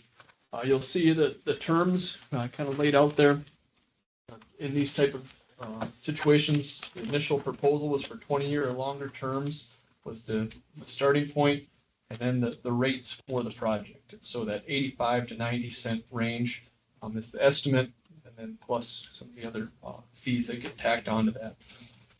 The way the pipeline authority is set up, that 60 million per biennium or 30 million per year. If we assume those transport rates, that would put in the current platform that the pipeline authority and the industrial commission has right around 90,000 decatherms per day. So in its current state, not quite at that anchor shipper level, and certainly not at that foundation shipper minimum as laid out. Some of the benefits, certainly I want to make this very clear to parties. When they see that initial route map, there may be folks that see that and think, well, my community is not right on that route, so it's not going to be benefiting my part of the state. What does happen on a project like this, you'll likely have interconnects with existing pipeline systems along the way. So what I tried to do was add a little bit of a bubble map around some of our existing North Dakota natural gas pipelines that at a minimum would have supply security improvements and potentially capacity expansions as well. So communities, well outside of the scope of this particular project will certainly reap benefits of a project like this should it move forward. So it's not just for those communities along that route. There's a much broader impact. And Not the least of which is not having to shut in oil production. correct. Yes. Be clear. Yes. And particularly, the great point, Governor, on the upstream benefits. I also highlighted on this map that connectivity to natural gas storage, which is down in the southwest corner of the Williston Basin, which is that red polygon you see there. A lot of the projects that are driving and coming forward on this, there's a lot of demand pull. When you think about it from an upstream Bakken producer standpoint, there's a little bit of risk when your downstream markets are tied heavily, whether it's intermittent power or intermittent industrial usage that could ebb and flow. So that connectivity that would come with this strategically to the storage area, so that if there are days or hours where certain facilities are offline, that there's still some natural gas connectivity for storage to help buffer the upstream needs for that 24/7 reliability factor. And then tying into that as well is interconnections with Alliance Pipeline, potentially Viking Pipeline over in the east, as we look further eastward. Next slide, please. This is something that, again, doesn't get a lot of attention, is understanding the eastern. We all have a very strong awareness of how western North Dakota's natural gas gets moved around. Eastern North Dakota, this is just a summary of how the communities of Grand Forks, Fargo, Wahpeton currently get their natural gas and how that could interface with a project like this. So there's really two major supply points for Eastern North Dakota today. You have Emerson Gas. Emerson is the point where Canadian natural gas comes down, right at the Minnesota border there. And then as well, there's a high volume that gets contracted and backhauled from the ANR pipeline system, which is tied to the Chicago market. And that ANR market is fed with Appalachian gas, Oklahoma gas. So that gets contracted back to, you can see the communities of Grand Forks and Fargo. And if you break down the numbers, even Grand Forks and Fargo have a higher reliance on contracts from ANR than they do Emerson. So there's a lot of discussion going on right now of how a Bakken service like this can compete and whether down the road it can start displacing some of these volumes over the long term, especially as we think about reliable, secure sources of natural gas and competitively priced. So with that, these last slides, I don't think we'll have to get into it too much. Those are more for reference.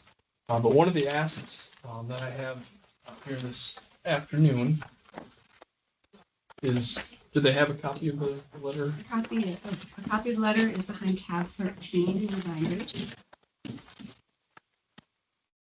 So with the non-binding open season that's taking place, there's, because it's a non-binding time for really the private sector to step up, the letter that is being proposed to be sent from the Industrial Commission to WBI is, again, encouraging the continued development of the project, continuing to support the private sector, supporting the project, and then, an open ask to WBI Energy that as they wrap up their non-binding open season, that in the coming days and weeks that they engage with the Industrial Commission, the Pipeline Authority, to have some frank discussions of whether or not additional support will be needed going forward and what that might look like in scope.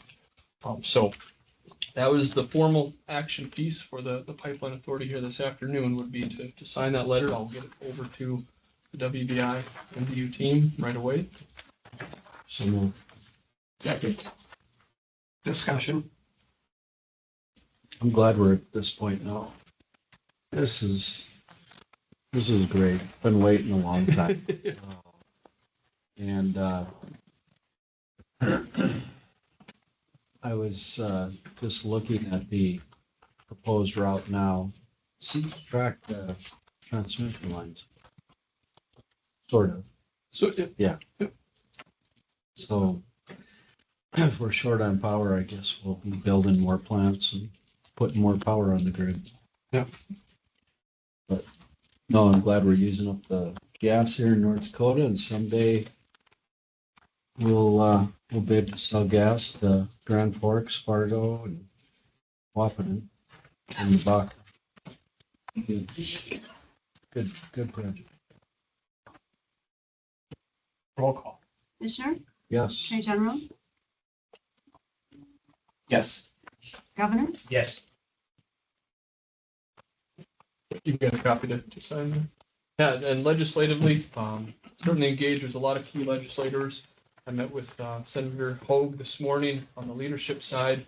Again, they're aware of the situation. They know that in the coming weeks and months, we may be more engaged if necessary, and what additional legislative steps may be required.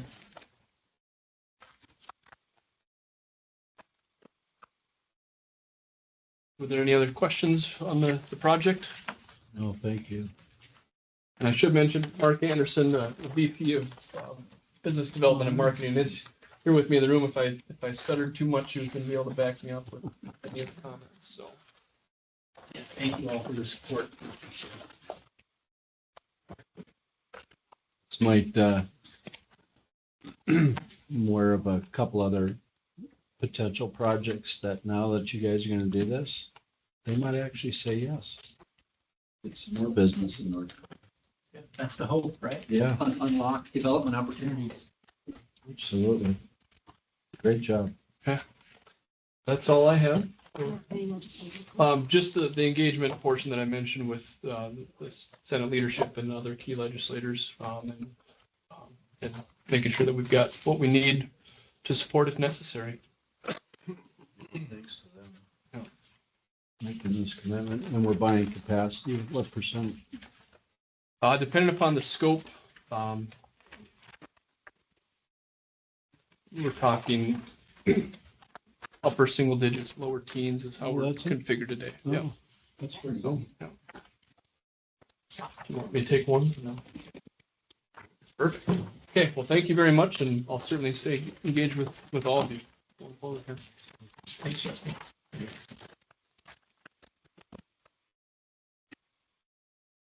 Good to see you back again.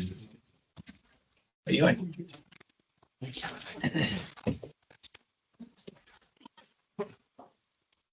Hi, Brent. Good day. Yeah. I'll start.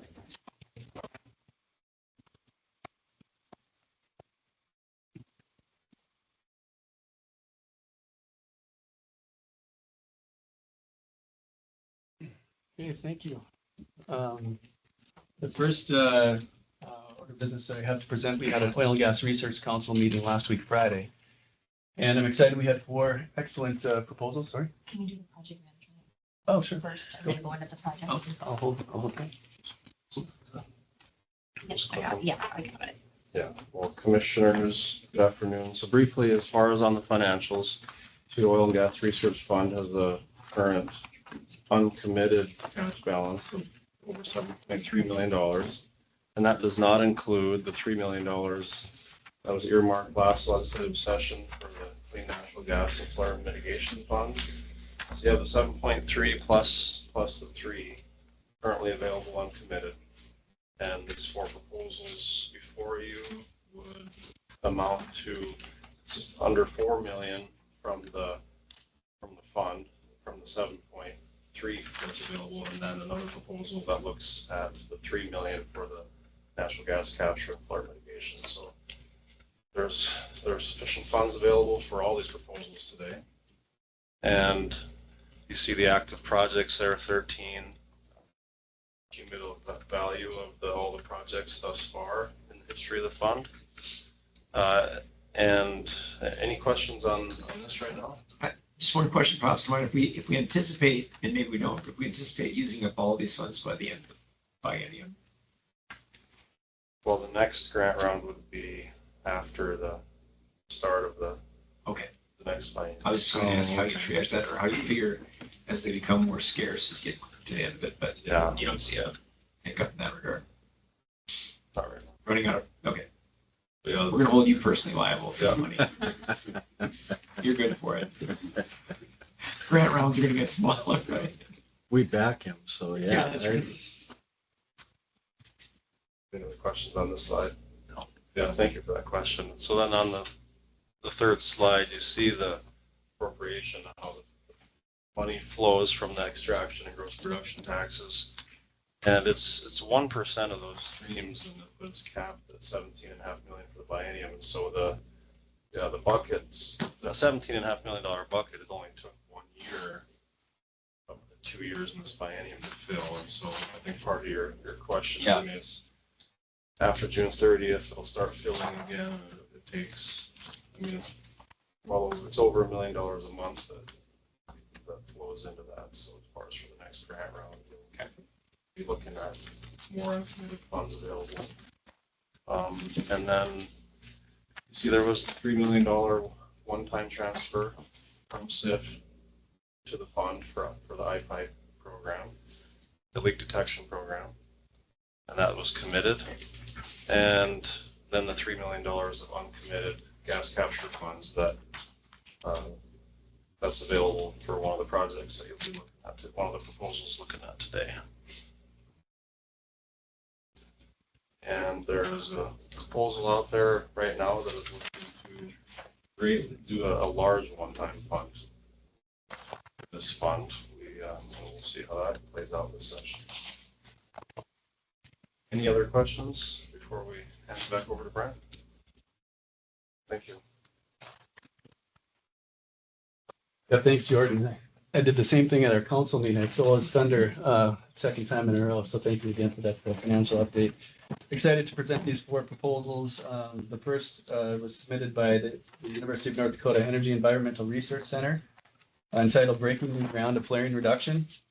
Principal investigator was Darren Schmidt, and the request was for just under $2.6 million of the total project costs, totaling just under $5.2 million over 1 year.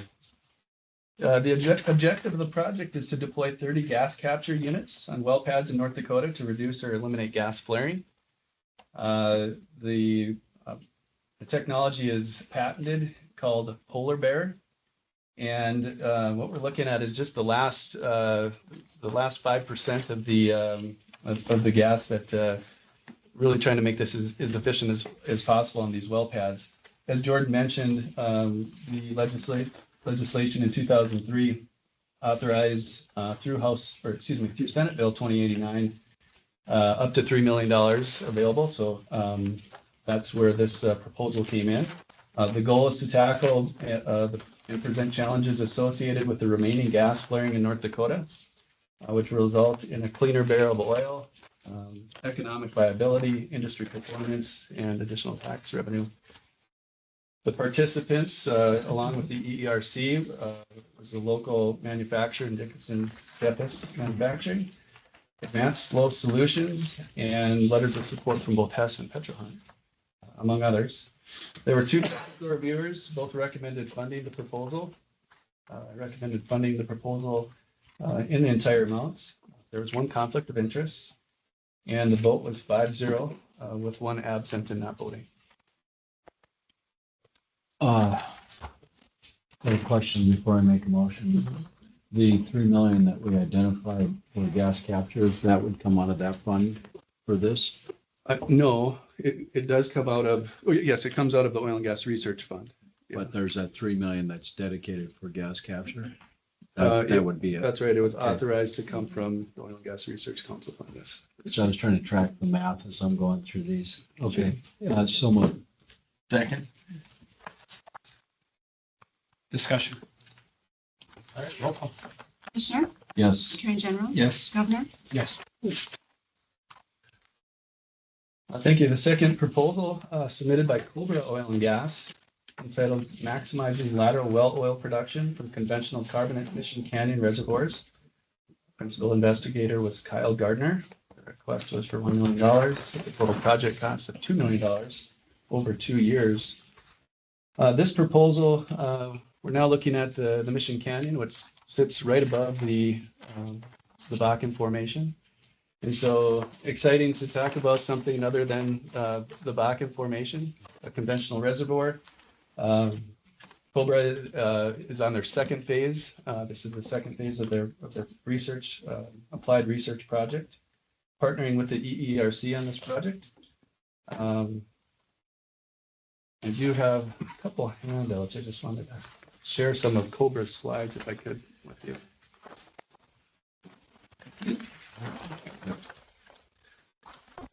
So the slides that Cobra I thought was interesting. The first slide is showing 5.6, just under 5.6 million, billion barrels of cumulative oil production. The green pie chart showing the Bakken Formation. We're looking at the Madison Group. Cobra's looking at the Madison Group in that orange pie shape. The second shows the total number of wells by formation. Really not too much of a surprise on either of those. But I think the story continues to be unfold when you start to look at all of the wells that are produced in North Dakota by formation.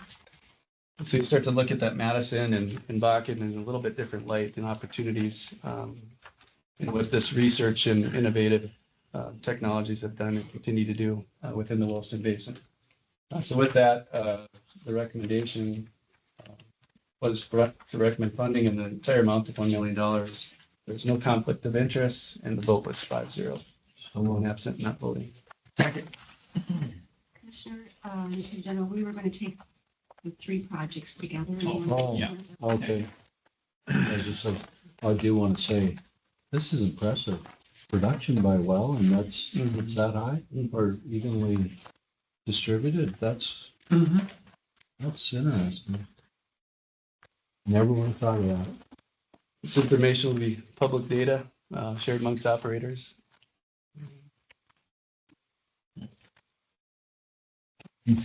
Okay. Continue on. The next proposal submitted by the North Dakota Petroleum Foundation. Their outreach and education programs, principal investigator was Tessa Sandstrom, and the request for just over $930,000 of the little over $2.2 million over the next 2 years. This is a continuation of the award-winning public outreach and education project that the Petroleum Council does, including the Bakken Rocks Cook Fest, which we had 5,000 participants in last year. They A do public this pork education. chop sandwich where they cut maple long john in half and they turn the maple upside down on the pork chop sandwich. It's fantastic. I have not had that one. They do such a great job of connecting the people and places within the communities. Not healthy either. Is it up the food pyramid? That's what I was curious about. Cardiac arrest. Yeah, it's a fun event to be at and enjoy being a part of it. The education, the teacher seminar, the North Dakota education, an expansion of the T4, that's the tools, trades, torque, and tech program that was implemented in the school system. In the public perception and awareness surveys that are done throughout North Dakota that really does a nice job of framing and understanding what the perception and how we're doing as an industry in North Dakota. It's a collaborative effort. North Dakota Petroleum Council, I'm going to call out some of their partners that they've listed and their participants to include the Western Dakota Energy Association, Department of Mineral Resources, the North Dakota Department of Transportation, the North Dakota Highway Patrol, the UND's EERC, the Pipeline Authority, State Land Board, North Dakota Safety Council, civic community groups, and among others. So obviously a good group, and I could not do it alone. All of the technical reviewers, all three recommended funding. My recommendation was consistent with that. There were 3 conflicts of interest, and the vote was 1-0 with 1 abstaining and 1 absent not voting.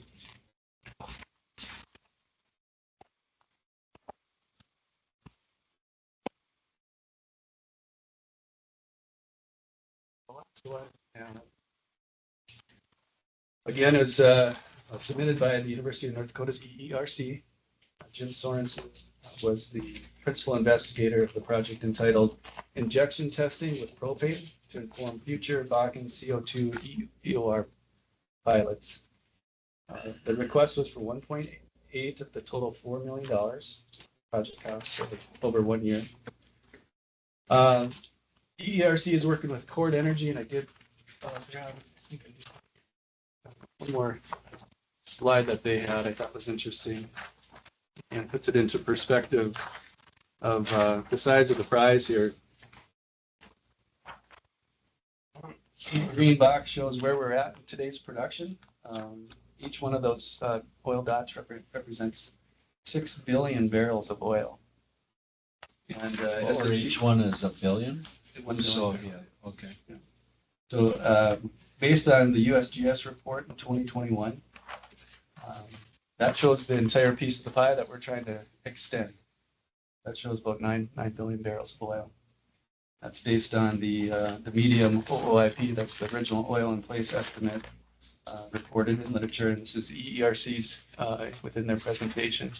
But just an idea of what the EOR projects and the funding that this program has partnered with the ERC over the years, and the continuation of this enhanced oil recovery pilot project, doing what they do in the lab and then taking it out into the field, working with Cord.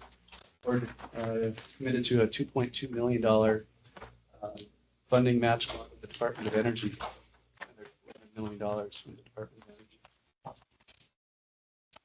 3 technical reviewers all recommended funding this proposal. They recommended funding the total $1.8 million. No conflicts of interest, and the vote was 5-0, with 1 abstaining, with 1 absent and not voting.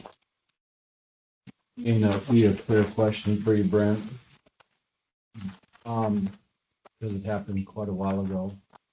But we did some previous projects with, I think one was natural gas, and some others were with wet gas, or I almost want to say raw gas.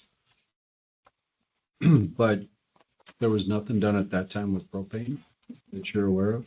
You know, that's a good question. I can follow up with the ERC to kind of outline some of the, I know this is either the 6th or 7th EOR project that, there are lessons learned each and every time. And so at a granular level, Commissioner, I don't know exactly the answer to that, if it's the variable is with or without propane, but I'm certainly looking to.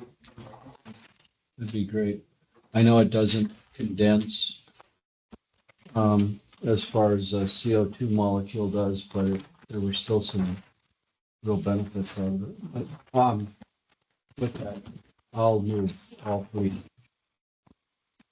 Second, all three. Just really quickly, just so everybody knows, particularly with the Cobra one, I have two really small overrides under two Cobra wells that are not part of this project. So, just so everybody's. Okay. Roll call. Commissioner, Yes. Attorney General, Yes. Governor, Yes.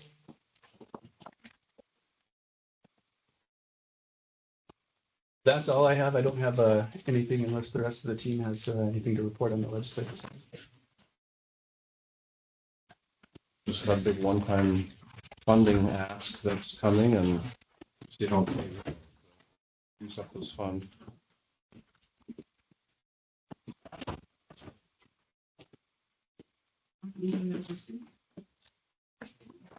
Thanks for your work on the royalty on budget program. Enjoy it. Thank you. Did you? Yeah. Well, good. I know I need to get around to catching up with you guys. It's just good talk. Great program. Just an update. Okay. Thanks, Brad. Thank you. Good to see you. Thanks. Thanks, Brent.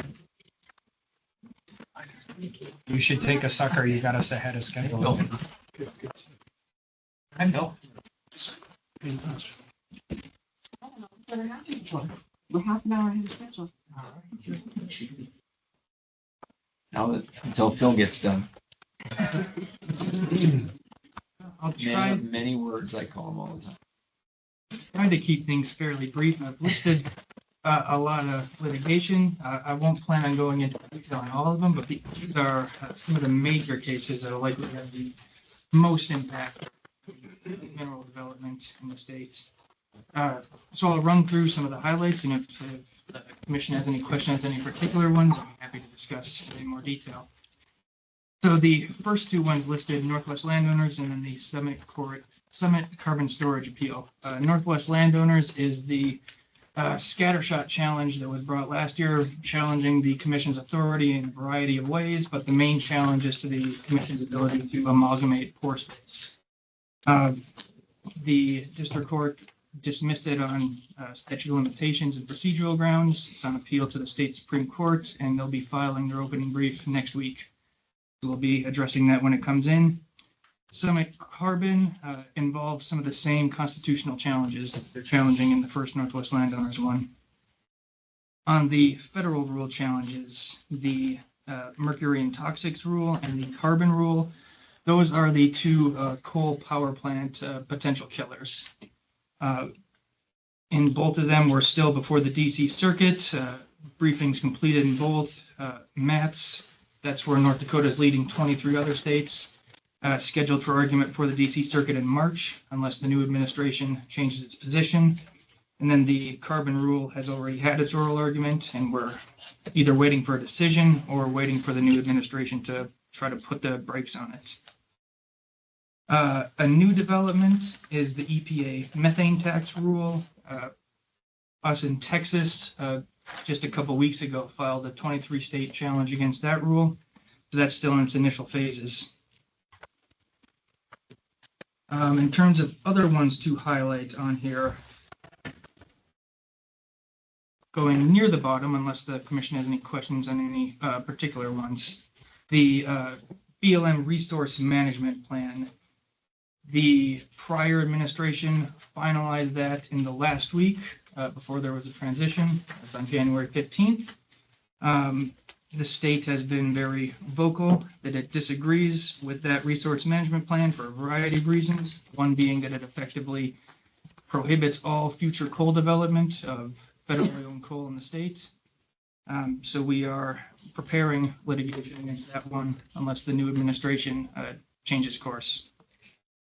And then two other ones to highlight at the bottom, the Minnesota Clean Power Plan and then the state tort lawsuits. An update for the commission on the Minnesota Clean Power Plan is, if you'll recall, several years ago, Minnesota passed a statute purporting to prohibit any energy that wasn't quote unquote carbon free from being on their power grids. The commission notified, put out a press release at the time saying that was unconstitutional. preempted by several federal laws. We've already sued them about this before, and we will sue them about it again. Since that time, they've been engaged in administrative rulemaking. Just last week, they have re-engaged with part of that administrative rulemaking. So we anticipate that rule is not going to be finalized and ready for suit for at least months yet, but it is still going through the rulemaking process for Minnesota. And then one other update for the commission is the state tort lawsuits targeting fossil fuel use. A few months back, well, almost a year back now, 19 states sued 5 states. We're one of 19, and sued 5 states, including California and Minnesota, about those states using their tort law to target fossil fuel companies over the alleged injury caused in the state due to climate change. We sued them in the Supreme Court. We've been waiting for the Supreme Court to say whether they will accept original jurisdiction. And the Supreme Court has been conferencing on that this month, and we expect a decision on that soon, on whether they will allow our suit to go forward or not. And those are the highlights I have for you gentlemen, unless you have any specific questions. I have a broader question, and I'm assuming at some point in time it will be sued and probably injuncted, if that's actually a word, but how many of these EPA cases, I mean, I know they're all affected, but if the executive order on the 2009 endangerment finding, I gotta believe it's front and center on, well, all of them. It plays into the cost benefit analysis for all of them, I think is fair to say. How do you guys even move forward when you have that out there? No, I mean, whether it's plaintiff or the defense attorney, right? I mean, they're going back to 2009 on the overall endangerment finding, which is going to be methane, mercury, carbon. It's all of them. It is adding a lot of uncertainty to the positions that EPA took, and I think that will be resolved in a lot of, well, addressed. I don't know if it'll be resolved. Yeah, I mean, that's going to get sued immediately. Yeah. Is WOTUS covering 2015 and 2022? What, Yes. because we have 2 different suits. Yes. Well, short answer is yes. The one is stacked upon the other, so the challenge is to the reasoning for both. And they're just kind of just sitting there. Well, they are all enjoined at Yeah. the moment, at least in 27 states who've sued about them. And at least in our coalition, summary judgment has been briefed before Judge Hovland for a while, and we are waiting for a decision. We'll get our third rewrite of WOTUS since the injunction went into place, right? It was Obama's, Trump rewrote it, Biden rewrote it, and I'm assuming Trump will rewrite it again. Yeah, we never had to sue Trump, though. No. We actually got some clarity, but we weren't going to back up because just in case they tried to push the other ones, yeah. Unless you gentlemen have any questions on any of the other listed litigation, that's all I've got. Thank you for the Appreciate it, update. Phil. Thanks. If you have questions, you can ask me. Yeah. You know, it's a lot. Shocked. I say every time, Phil, you didn't win that yet. No, you can't make the DC circuit decide these things rapidly. Kind of a solicitor general. No, we appreciate that. Thank you for the updates.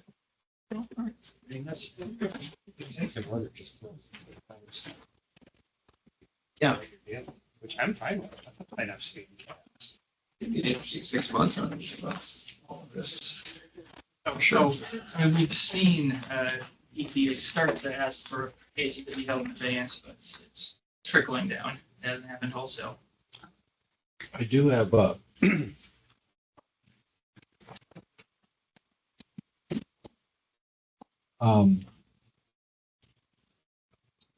so if Congress, through federal law, gives an agency full authority in which to implement and enforce their laws, and they choose to go into a settlement type of situation under the court's authority, and the court will then give their blessing to that.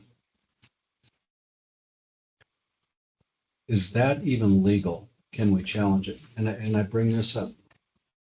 Congress did not give the authority to the courts, for example, to vacate the registration. Yet they make these rulings, but the authority only goes to EPA to follow the process which they've laid out and how they'll deal with these things. And that's the problem. We're dealing with these draft strategies and not guidance documents, but through draft strategies and mitigation. And it seems no way to challenge it. And the only thing I can think of is they didn't even follow the process. And that authority is only granted to EPA. Yep, the sue and settle problem is Yes. something that we did see quite a lot. Part of the mitigation effort has been to intervene in lawsuits that look like they may be targeted for that purpose. To have a party that is actually adverse to the proposed settlement. So we don't really have any standing.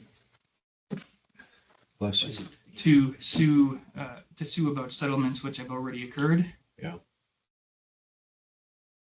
Don't want to say never, but it would probably be. We need a creative attorney to come up with a way in which to do this. And Phil, you're the smartest guy I know. Just make it up, Phil. Yeah, we'd be happy to. If you've got specific concerns, we'd be happy to look into them. I know it's tricky, but it's going to affect all of us. They just picked on the easy target, low-hanging fruit, which was ag. And they were more forthcoming when it came to energy. So, thank you. Thanks, Phil. See you later. Would you like to take about a 5-minute break? Sure. The bank is down in the Sakakawea room. I'll let them know we're ready. I thought you're gonna have us all go down there and sit like babies sitting on us. We're gonna sit on the stare at them for a while. And I will text and we'll get them here. There they are.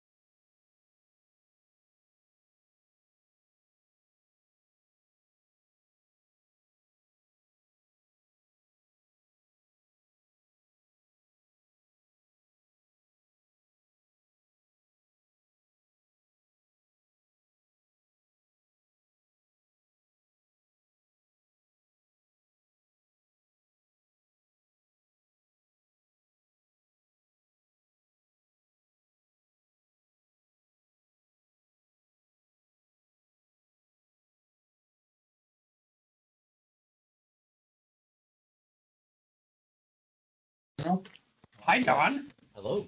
How are you? Very, very good. Very good. Rob, Afternoon. how are you? Doing well. You're up. All right, ready? Okay, so first up, we have our proposed 2025 annual budget. Just a quick overview for some of our general assumptions from a rate environment. Now, we started this back in November. So we had projected 3 rate cuts in 2025. Right now, that's currently sitting at 1 on the Fed Fund futures. On the deposit side, we projected 1.1 million barrels per day of production and use an oil price of 62 down to 60. Overall cost of funds remain flat around 230. Our tier 1 capital will range from about 11.7 to 12.9.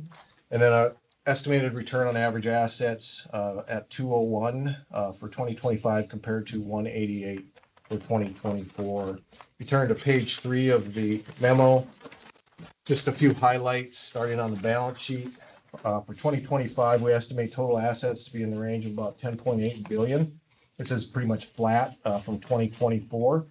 Commercial loan portfolio shows a total growth of about, or total loan portfolio shows a total growth of about 2%, led by the commercial loan portfolio, primarily strong pace, and then some clean, sustainable funding also, and then offset by residential loans. Residential loans we don't book anymore, so they're pretty much just running off, and then just overall lower student loan volume. On the liability side, deposits slight decrease. You can see a bump in the borrowings. This is really just due to timing of coming into a new session, so we see spend down until the buckets start to fill up, and so we offset that funding source with our borrowings. On the next page, from an income statement standpoint, 2025 budget projected at 209.5 million. This is a 5% improvement over the 200.4 million for 2024. Overall, we're carrying over higher rates, which drive asset yields higher with older loans and investments burning off and being replaced by higher yielding volume. Our commercial loan volume, like I mentioned, is up due to clean, sustainable pace and one match. Deposit rates projected to remain flat. Provision for loan loss estimated about 12 million compared to approximately around 10 million. And then borrowings will be present throughout the year with overall lower deposits. One line item I would like to just note is down towards the bottom on the 2025 budget. You see a prepayment expense of $8 million. We repositioned at the beginning of this year. We just completed it. We repositioned about $500 million of our securities portfolio. We sold short yielding. They were going to burn off in 25. So short yielding treasuries, low yielding, about 138 average yield. We sold those, reinvested them into a variety of CMBSs at 511. So we actually earned back that loss by about June. So we get about a $3 million pickup for 2025 on just a net interest income. But that's what we're going through in our total securities portfolio now, is just analyzing short duration, low yielding, and trying to take some opportunities on the yield curve. So with that, I would open it up for any questions. This one was like a 6-month payback, which is really, really good in that space. So the prepayment gets paid back in June. Yeah. And doesn't quit earning then. And we add some duration onto that investment portfolio, which if you look ahead and you say we're more in a down rate versus up rate kind of trend environment on rates, it's good to lock in a little bit of duration. What is the penalty on that? There's no penalty. So we just, it's straight. Yes. So these were low yielding treasuries. We had purchased a bunch of treasuries back in 2021, and there was no, usually we buy agency securities. So DUS's, K's, those sorts of things, but there was no spread between the treasury and the other CMBSs that we're buying. So we put a bunch of treasuries on, and those you can sell at will. They're really easy to sell. The transaction piece is really clean and quick. So it's a matter of you book the loss, and then we pick it up by reinvesting. We go from 138 to 511, so we get that loss back in 6 months. So that's why it looks like this. Yeah. Okay. Good. Oh, so moved. Second. Discussion. Roll call. Commissioner? Yes. Attorney General? Yes. Governor? Yes. Okay, so next up, we have consideration of approval, some amendments to our funds management policy. This is really kind of some cleanup. The first one on page 3 is the removal of the financial plan. This is an evolution of modeling strategic planning that's occurred probably over the last 10 years of the bank. Historically, we've built a financial plan in conjunction with strategic planning. Over the course of the last, like I said, probably 7 to 10 years, that has evolved. It continues to evolve now under Don's leadership. In addition to that, we have implemented a very robust monthly modeling. We call it ALM, asset liability management. So every month we're remodeling not just the current year, but the next 2 years. So this really becomes redundant. It's not necessary, just based on the way we're managing overall strategic planning, and then that we model this on a continual basis. So we get any strategic planning changes that come through immediately in the financial model. So that's just deleting the financial plan piece. The second one is on page 8. This was just a recommendation from our DFI exam, and that's just adding language that we would perform additional liquidity stress testing when thresholds are breached. We always do this. It's just a matter of putting in writing in the funds management policy. The third one is on page 12 and 13. This is really just clean up and clarifying some tables, more around descriptions of the types of securities that we're purchasing. The fourth one, page 13. This moves our tier 1 capital limits on our mortgage-backed securities from 200% of tier 1 capital to 300%.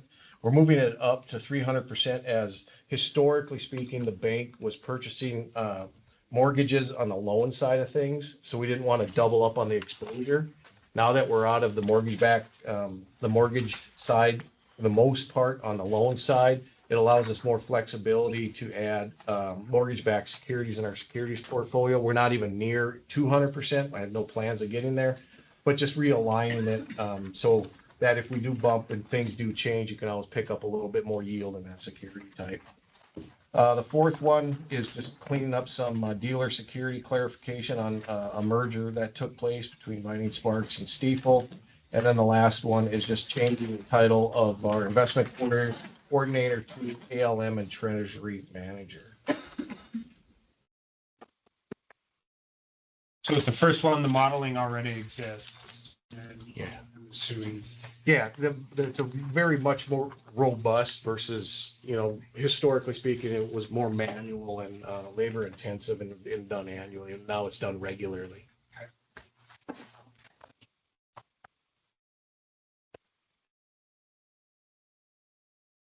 So move. Second. Third. Discussion. Roll call. Commissioner, Yes. Attorney General? Yes. Don? Yes. Okay, performance highlights. So this is for the year end 2024. Start on page 1. We have the balance sheet. Just high level comparing really 24 to 23. Overall assets came in at 10.8 billion. This was a 7% increase from 2023. Total loan portfolio hit over 6 billion at 6.1 billion for the first time in bank's history. This was a 7% increase over 23. This was driven by an 11% increase in commercial volume, 8% increase in ag volume, and then offset by some decreases in residential and student loans.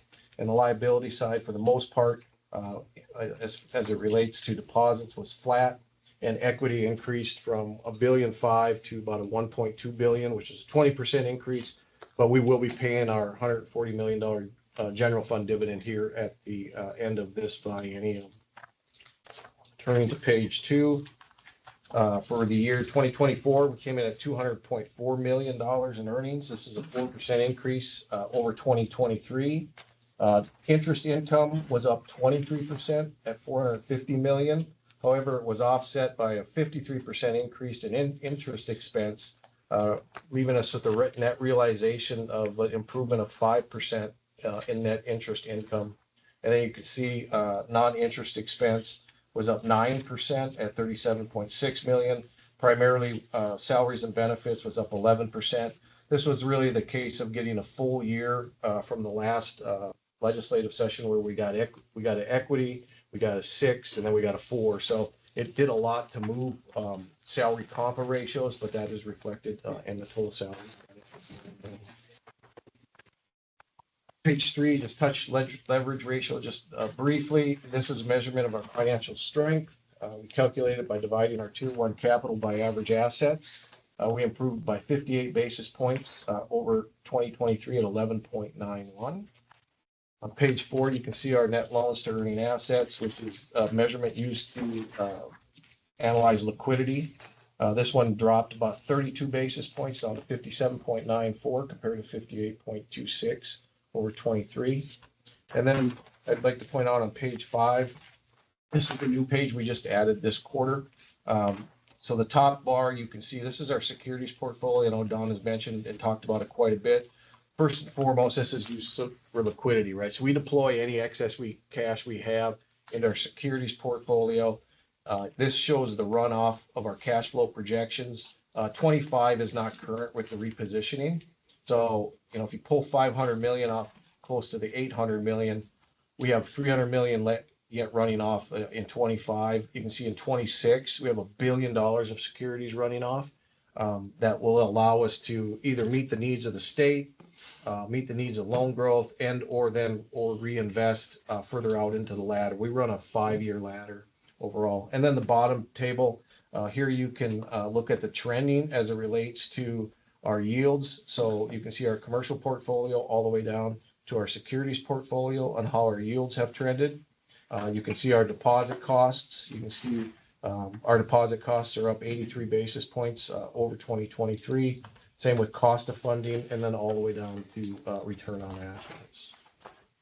And then finally, for myself on page 6, you can see our 5-year history on the left-hand side. You can see the strong growth we've had in our overall loan volume that's occurred over the last 5 years. And on the right-hand side, the one thing we added is a table to the right-hand side of the top 10 participation banks. Those are our top 10 participation banks. And so there we're just comparing key statistics and performance indicators relative to the FIs that we do the most business with. And probably the biggest thing to look at is things like return on average assets, net interest margin, and then the overall cost of funding. So with that, I'd pause for any questions or turn it over to Kirby. Okay, no questions. And on page 7 is our loan originations and renewals. This, I think, paints a pretty cool picture of just all the activity going on in the bank. So 2.1 billion of originations and renewals this year compares to last year at 2.5 billion. So we are down this year by 393 million. However, if you look up in that second line, the state institution line, we had a significant variance there, basically made up of 4 different loans totaling 618 million. So if you took that variance out, just those 4 loans, we'd actually be ahead by 224 million this year in originations and renewals. So another really good year. Bank participation is really holding strong. We look at our farm and ranch, our established farmer, those are picking up activity levels as well. And then the only, as far as volume of loans, you can see we're down about 2,000 loans on the year. Almost all of that is in the deal loans category, which is student loans. So other than that category, I would say originations renewals have a very, very strong year. Go to the next page, on page 8. This gives you a perspective of our consolidated loan portfolio, the ending balances. And you can see the 4 primary components of our portfolio, the blue being our commercial portfolio. You can see the continued upward trend now, 4 consecutive years in a row. We're at 4.005 billion of loans in the commercial portfolio. That increased 405 million just year over year. So some really nice growth there. Ag, we peaked back in 2020. Since then, we've kind of plateaued and even decreased a bit. But ag portfolio has really increased nicely. We're at 795 million now. It's up 60 million on the year. And we do anticipate that to continue growing as we go into 2025, especially with our ag disaster program you're going to be hearing about here in just a bit.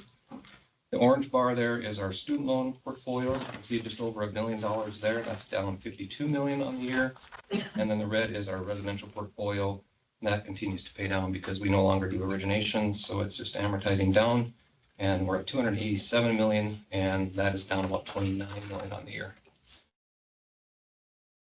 I'll take it to, unless there's any questions on the other pages, I'll take it to the credit quality pages on page 15. And first thing I'll point out off the left chart, our allowance, we're sitting at 117 million of allowance for loan loss reserves. That's 1.91% of our total loan portfolio. That is down a bit on a percentage basis, and it's mainly due to our strong loan growth, as well as the credit quality of the portfolio is remaining very strong. So as a result, we've needed less reserve, and so we're at 1.92. Compared to a year ago, we were at almost 2%. The bottom left chart shows you where we compare to the North Dakota average. North Dakota average is 119. And then the second bullet in the bottom right, our total allowance as a percentage of all non-guaranteed loans is 2.41. So you can see we're at strong compared to the North Dakota average. Upper right-hand chart shows you some of the credit quality ratios. Focus on the adversely classifieds. And we've remained pretty stable in the past quarter. Since third quarter, we did have an uptick in the third quarter, but we also saw a nice downtick in the second quarter. So we're pretty much on par with where we were a year ago. The North Dakota average there is at 1.39. We're at 1.72. On the other hand, good news about our non-performing loans. We're sitting really good there. They continue to be very low and stable. We're at 0.46%, which is about half of the North Dakota average at 0.92%. So overall, credit quality is deemed to be pretty good. Next page is our delinquencies. Delinquencies also are showing overall favorable results. We're in our total portfolio at 1.86% delinquent over 30 days. And if you look at the individual portfolios, farm, residential, student, all down. Commercial delinquencies are up. We basically isolated that commercial increase to literally 2 large workout credits. And then we also had about 13 million of loan maturities that we are in the process of getting renewed. And we expect those to be renewed here early in 2025. Other leading indicators we're watching for here would be student loans. In that bottom left chart, you can see our 90-day student loan delinquency is just over 15 million. That has ranged, I've been tracking this now, it's ranged at that 15 to 16 million for 10 consecutive quarters. And we're on the bottom end of that 15 to 16 million dollar range. So overall, good news there. A couple of other leading indicators that we're starting to watch is student loan forbearances. They have been for ever since the pandemic had been on the decline, and we kind of started slowly tapering off, and maybe we may be starting to see that number creep back up. Our low pay forbearances and our no pay are starting to go back up just a little bit. Nothing alarming yet, but it is a little bit of a change in trend when it's been going down ever since the pandemic. So the other indicator is our student loan default claims. This past month in December, they did double what's been kind of our normal pace. So a couple of areas there, things we're kind of watching for that may show some signs of weakness. That consumer portfolio is the portfolio that is so far showing the greatest weakness in our economy. So with that, I would open to any questions. And I would add, before we move on from the highlights, to kind of tie in the budget and the highlights to kind of where our heads are at strategically. So ending really good year, balance sheet's in a good position, credit quality looks good, liquidity looks fantastic, earnings look good. Had to adjust to the major rate shock change in environment that most banks had to adjust to. When we look ahead, we see still a volatile environment to a certain extent for banking.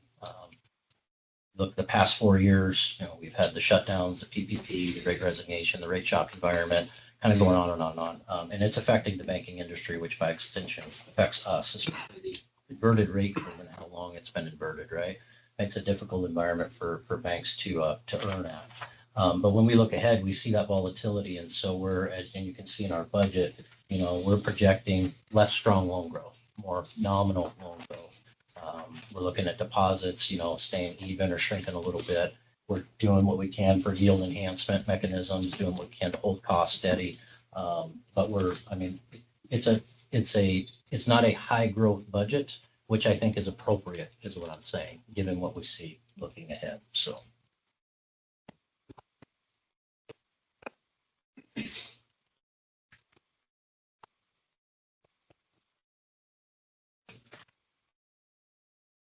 Ready to go? Yeah. Okay. Ag disaster. Good afternoon. Today, before you, we've got the 2024 Ag Disaster Relief Program that we are requesting approval for. Program's purpose would be to provide relief for North Dakota farmers and ranchers that have been negatively impacted by extreme weather events. So to give just a little context on how we arrived at this program, was over the past few months, we spent time talking to our financial institution partners and stakeholders, both on the farm and ranch side of the ag business. And what we really heard was there's this collective of issues, different things impacting different producers in different areas. And so there's these collective of issues that really impacted farmers and ranchers across the state, whether it be drought, wildfires, the compounding inflation that we see on input costs and interest rates as well.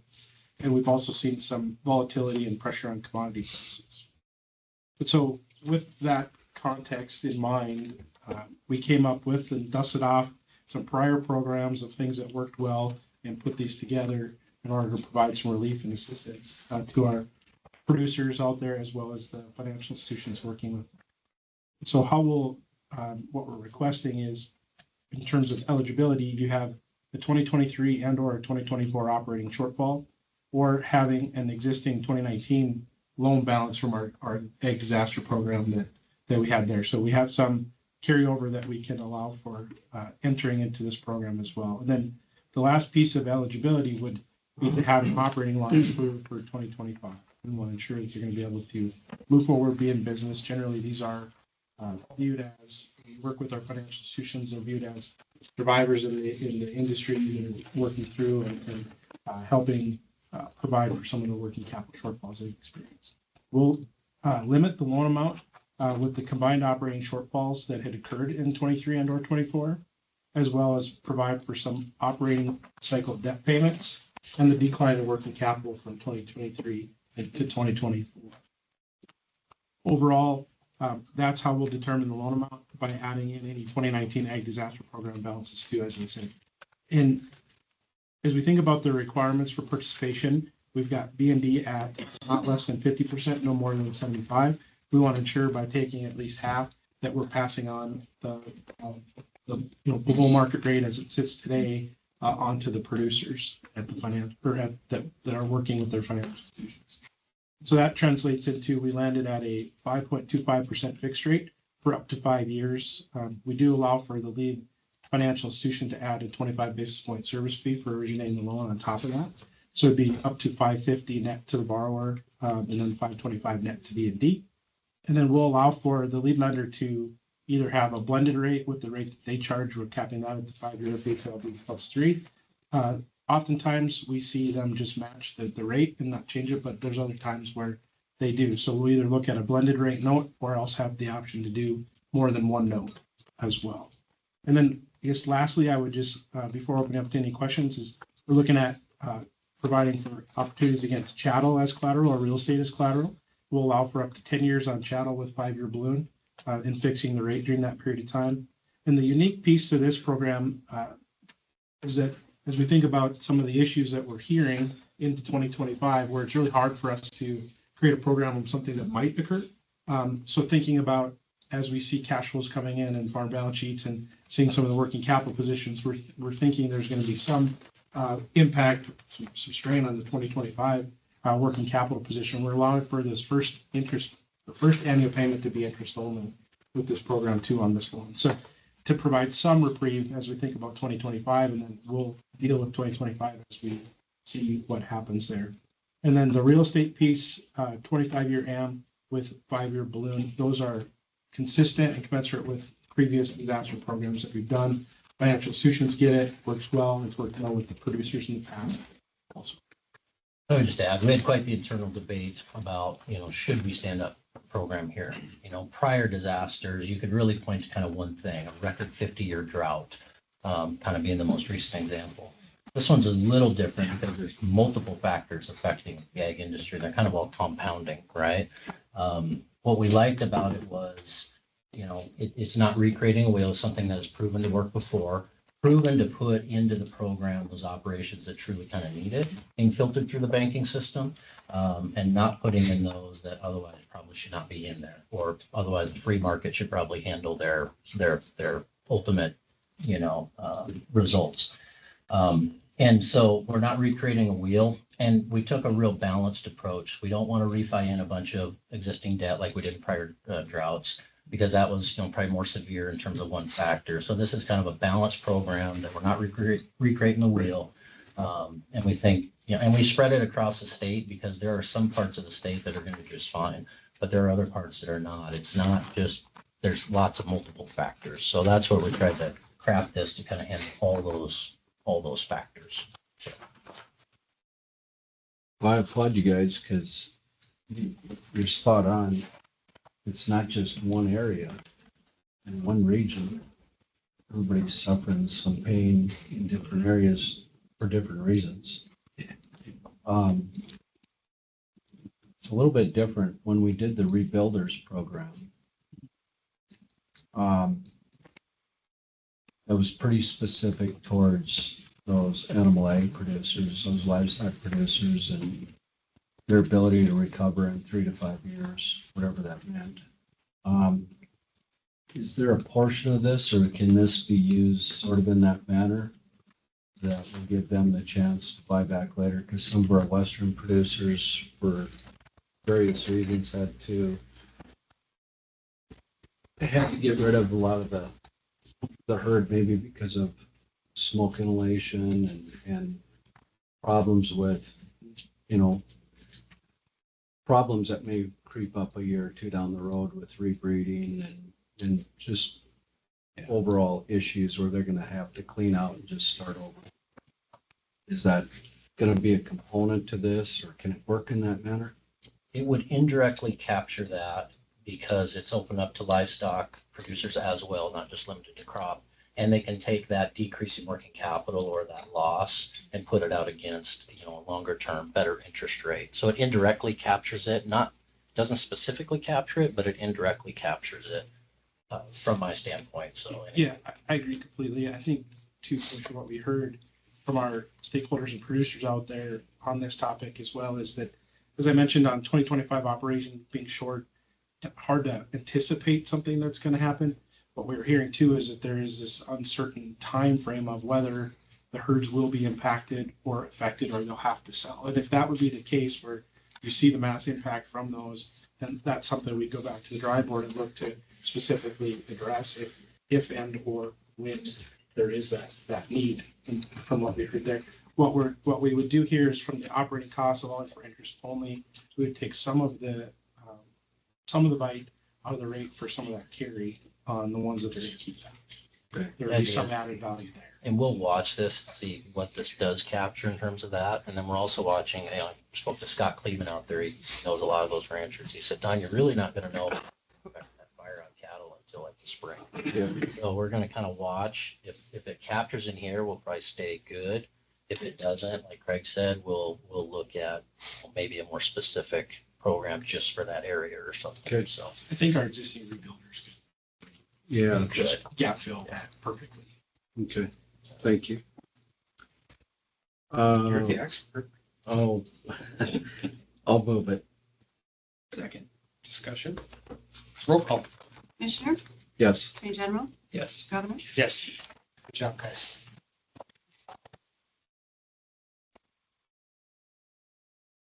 okay, legislative update. I'll put legislative management in charge of That, as you mentioned, break it up. So, yeah. I will just speak on kind of the trends that we're watching and or dealing with through this legislative session. I think, it's getting off to a fast start. The first definite trend that we've been dealing with is a lot of fintech. There's been quite a few bills dropped around cryptocurrency, central bank digital currency, physical gold, converting physical gold into digital space, outside the state correspondent bank services. So we've been a part of a lot of those conversations. Two things around that. One, I'm really glad we hired a fintech guy, because he's been critical to these conversations. And two, our common theme has been, this is in the Bank of North Dakota strategic plan. And it's a space where you've got to hire the expertise, you've got to learn it, you got to be very thoughtful and careful because it's an entirely different risk profile to take on crypto or to exchange crypto or to engage in some of these systems or to deal with embedded banking or neobanking or all these different concepts that are emerging in this fintech transactional space. So what we've been kind of thematically as our talking point with various legislatures and on these bills has been, give us some time, give the banks some time. It's in our strategic plan. We're looking at it. And we will come up with some good solutions that fit the mission that kind of, overall, fit within the state. Some of the bills we've been looking at are really kind of isolated, but they could have non-isolated effects. And that's been one of our concerns what we've been talking through. I was a little surprised by the amount and speed of kind of the fintech, crypto, all things digital summing up this session. I thought maybe it would wait until the 27, 29 session, but I think that tells us just how fast this space is moving in the financial transaction space, and it's moving incredibly, incredibly fast. Do you have eyes on what is hoped to be accomplished by this? I mean, I've heard about it. It sounds very niche, and not many people are talking about it. But now Aren't you doing an attorney general coin? I already have that, but I'm going to pull the rug on it. I don't mean a challenge coin. I mean a digital I coin. know. You make a lot of money doing that. I'd be done being attorney general, but what about that? Where's it coming from? What legislators in particular are, and are there a lot of them?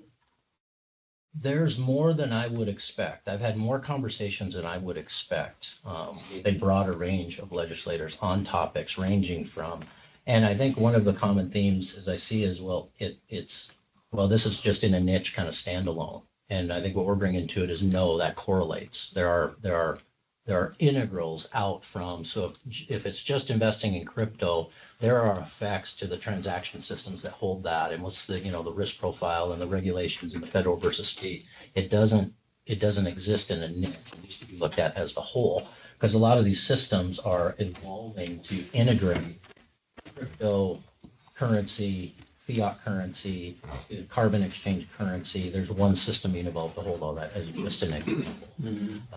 And I think the fact that Bitcoin ran up to 100,000, it raised the excitement level around crypto, and then by extension, the possibility of transacting gold in the digital space and making it spendable and all these things.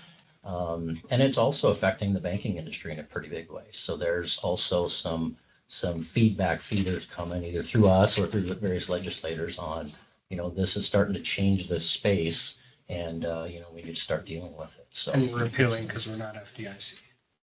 we do have some appeal in certain areas of this that is highly appealing. But then you're right in that, state versus federal government regulation and that whole, which we've very delicately balanced up to this point, and we're going to have to very delicately balance moving forward as we look at these things. How many of the bills are prescriptive versus permissive? I'm assuming you don't like the prescriptive Yeah, ones. And the we permissive ones, I'm assuming you're saying we can already do that. right. That's exactly what we've been saying. Yes, you hit it. Most, I think, are kind of evolving to be more permissive, but a lot of them are kind of starting out as prescriptive. Attorney General, if I could jump into, we saw a tremendous amount of crypto-related activity in the 21 session when there had been a run-up in crypto. And then it sold off dramatically as we headed towards the end of 22. And so in the 23 session, the banking commissioner and I did not really see anything related to crypto that we had to contend with when I was the securities commissioner. And so now here we have a run up to over 100,000, and the excitement is back. But the other issue is in terms of the state versus federal, most cryptocurrencies are securities. You've got Bitcoin and you've got Ethereum and maybe a few others that are organic. And so when you move into that space and you're dealing with cryptocurrencies that are securities, you're inviting another regulator into the space. None of it exists in a silo. It's all, integrated. Yes. It just sounds curious to me as a bank, even when you're talking about when it was high, everybody got excited. When it was low, nobody was. Maybe we should have a state hedge fund instead of a bank. We do. It's called the whale. Yeah, It's all- exactly. But if you see anything, another volatile assets. Right. Asset. if you see anything, you or anybody sees something interesting that you think might help edify us, do you think it's insightful, or just give us a lay of the land? I'd be super curious to read some interesting things about that in our role. I mean, we'd have an obligation to entertain whatever ideas are out there, but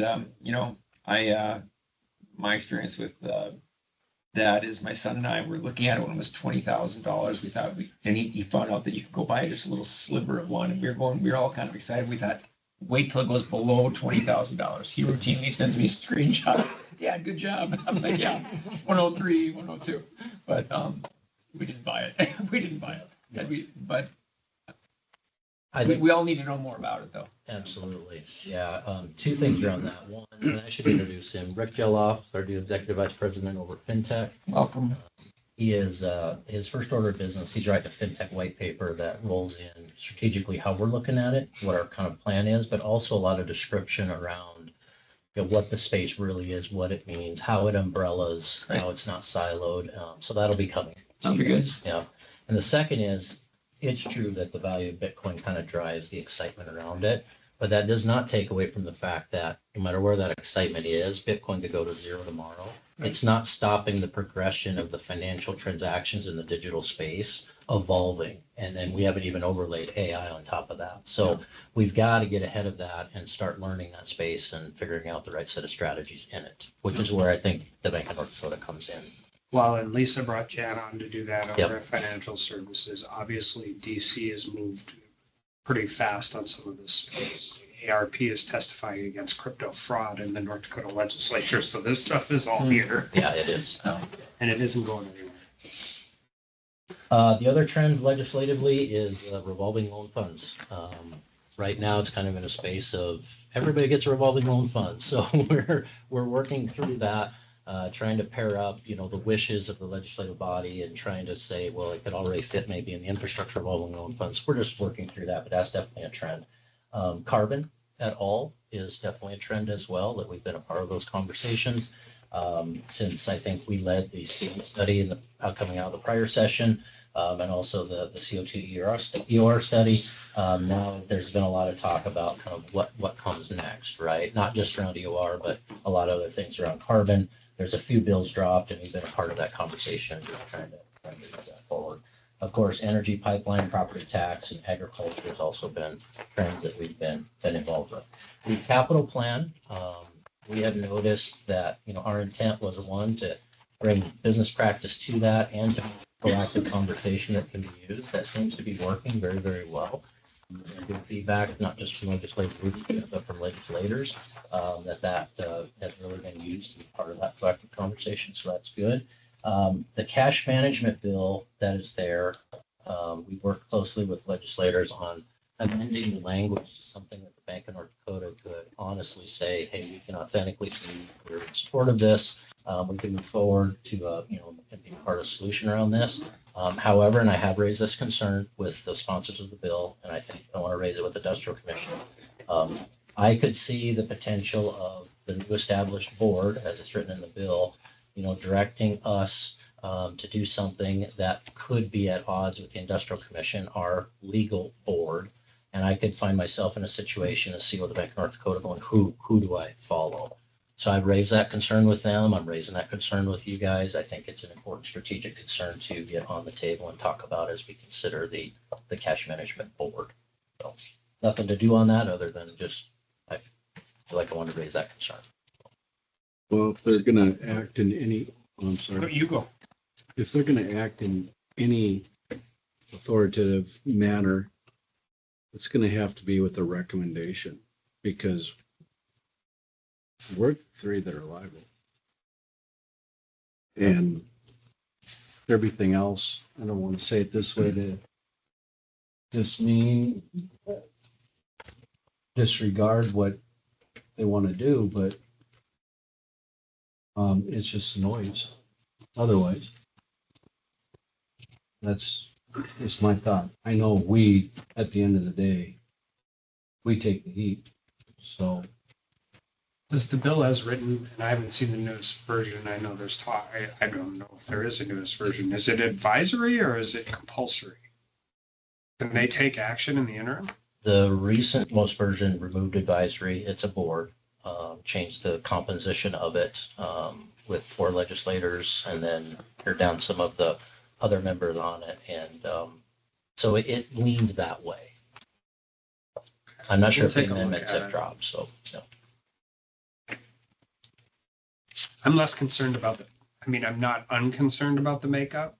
I'm less concerned about what they can actually, like, motion, second, vote, do.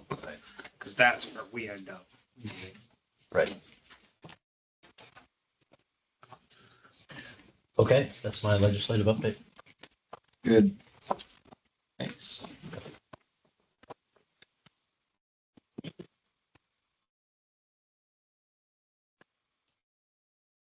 Minutes for your review earlier, and now we would go into executive session.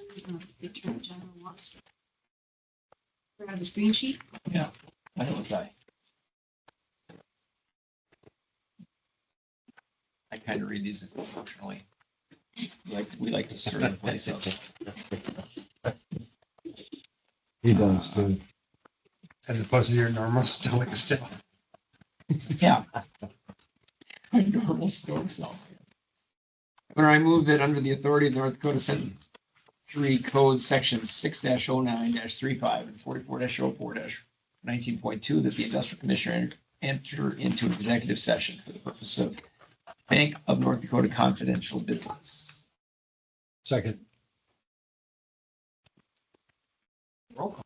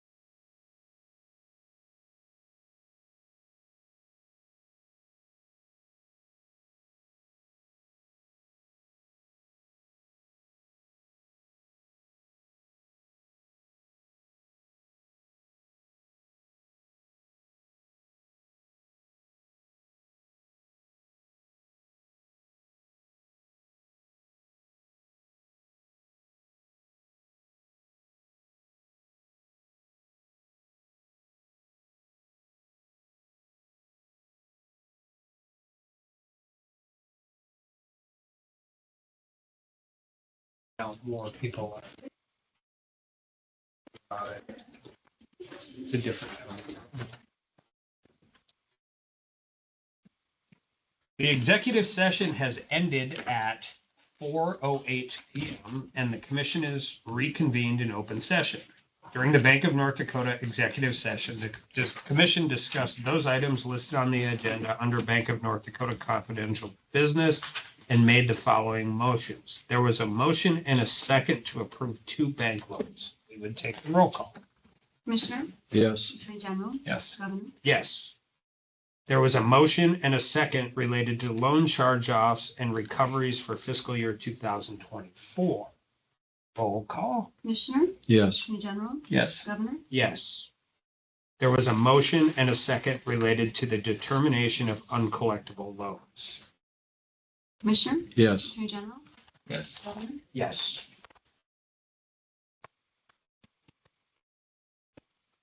That concludes the actions that were taken in executive session, and we will move to consideration of December 12th and January 8th minutes from the industrial commission. So moved. Second.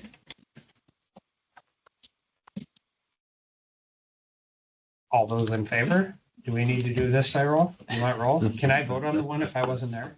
I'm honestly, I don't know. I wasn't at the December 12th meeting. Oh. It'll pass without me, I'll abstain. Yeah. Go ahead. all right, Commissioner, Yes. Attorney General, Yes. Motion carries. Do you have a legislative update? over to Jordan. We do. But first, I wanted to circle back. When we just, Guys, thanks everyone. Okay, let's see you guys. See you later. Good bank tour today, Yeah. everybody? Yeah. first, we wanted to circle back with you in discussion with Nathan and others. I mean, we want to make sure that we are on top of things that would be harmful to the interests of the state and yet not overstep any bounds in terms of what you would want as commissioners. And so, as far as, for example, Big Day Thursday, and the things that Nathan discussed, I mean, and then other things as they come up, how would you like, just want to make sure we're handling it the way you would want us to. Well, if I may. Yeah.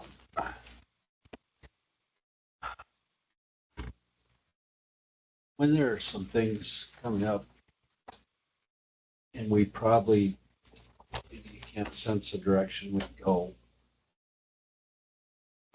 please let us know. There's been some past practices that have concerned me that the industrial commission wasn't aware of.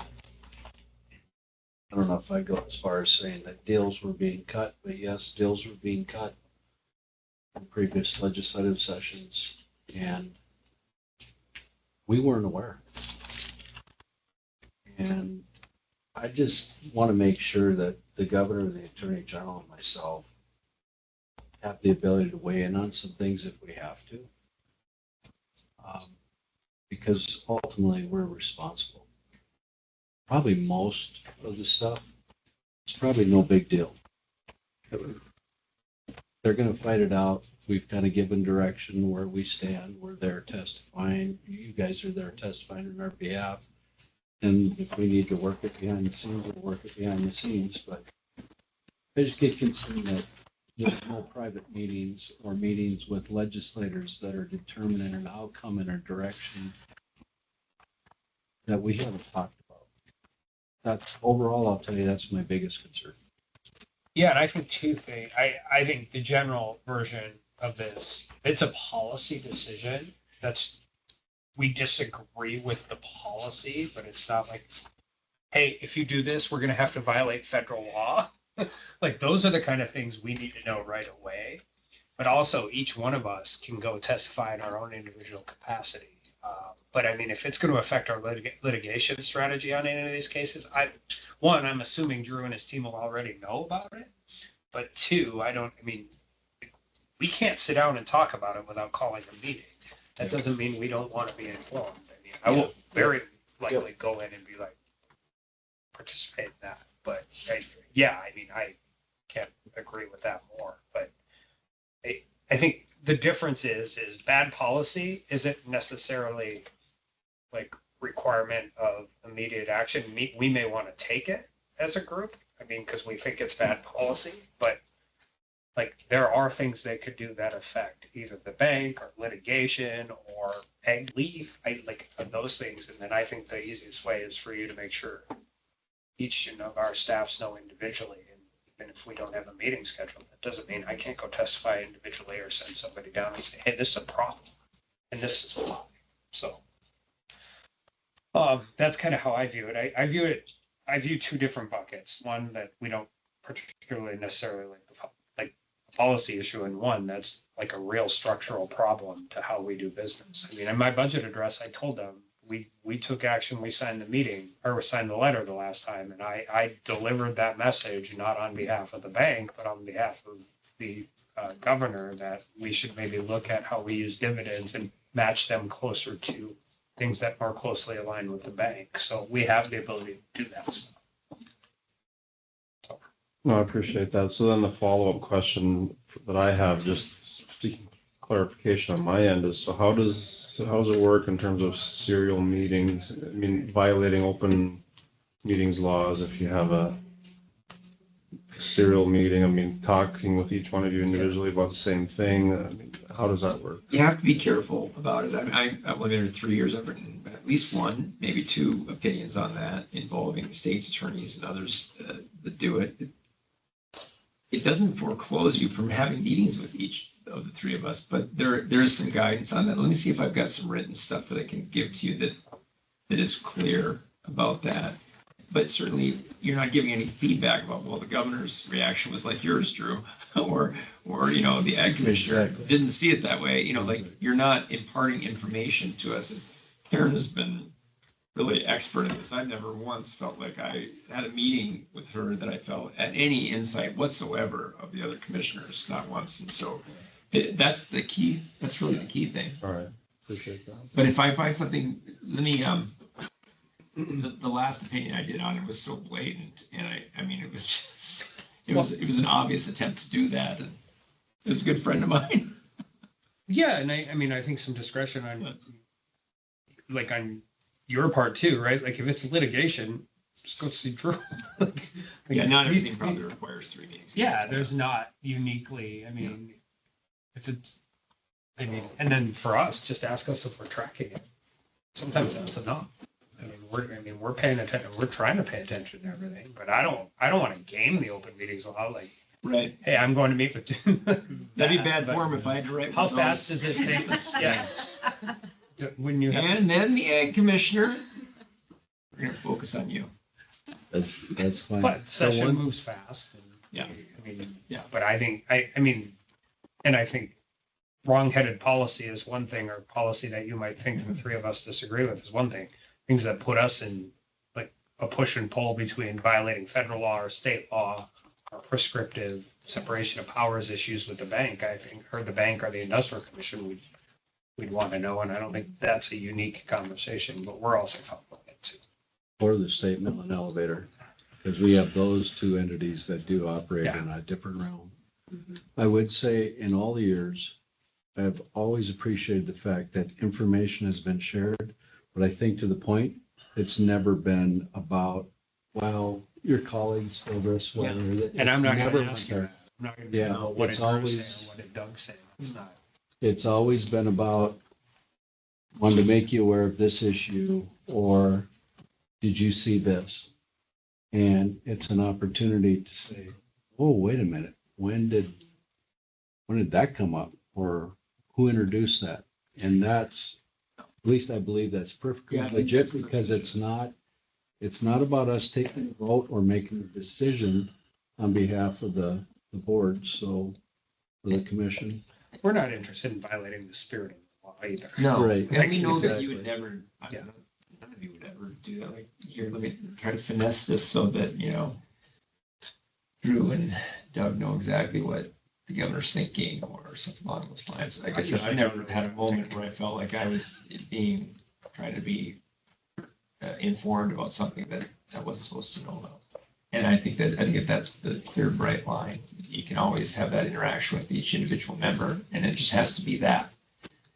We're also gonna have different areas of expertise or particular attention or our own response to things too. So they just have to remain that lineal about that. And then there's the ability to call a special meeting. That's what I was just gonna That's ask. true, too. What is Yeah, that? absolutely. Exactly. Yep. Exactly. And that is at the request of the chair. But what's the notice requirement? We've had meetings, just, with a day's notice. It depends on the circumstances. It can be Yeah. very rapid. As long as it's reasonable, if something just happens and there's some deadline, it's got to happen in 2 hours, then that's going to have to be it. If there has to be a special meeting, we'd take extraordinary, we'd put out a press release, do whatever we needed to make sure people actually knew. Well, that's really helpful. I appreciate that. So just to cover a few bills with you. I mean, first, the budget, the Senate Bill 2014, the budget of the Industrial Commission. There have been, with agencies within the Industrial Commission, there have been hearings, but nothing yet with any grant programs. They'll be forthcoming.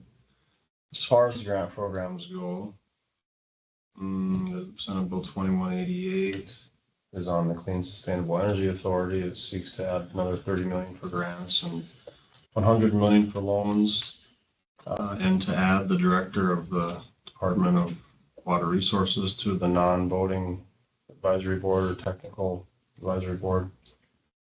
Initially, there was a typographical error too that added an extra zero, so it was $1 billion in loans. So they amended that back. Senator Patton said he saved us $1 billion.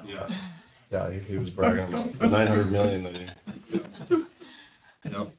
So back up a second on the one that would do what, it would add the water resource director to what board or to what? So both, there's actually bills both for Clean Sustainable and for Outdoor Heritage Fund to add the director of the Department of Water Resources to the non-voting technical advisory board. What I was told was that when the discussions on those first happened last summer, of course, everyone was thinking of Trav, and then now, of course, that position has changed, but that's what. I didn't even know the one on Outdoor Heritage existed. Just mean somebody on my team didn't, I just didn't. Yeah, Governor, that is actually on that hearing is on Friday morning. Wish they'd redo that whole thing. Outdoor Heritage. Yes. It's, there might have been good intentions at the beginning, but it's caused some real problems in our rural landscape. We should just make it a tree planting program. They do a really good job with that. Can we fix some boat ramps? Yes, and do that too. No, I'm serious. No, I We'll think a have- recreational and maybe a tree planting program, get out of the rest of it because it's causing some real heartburn in our rural communities for all the wrong but right reasons.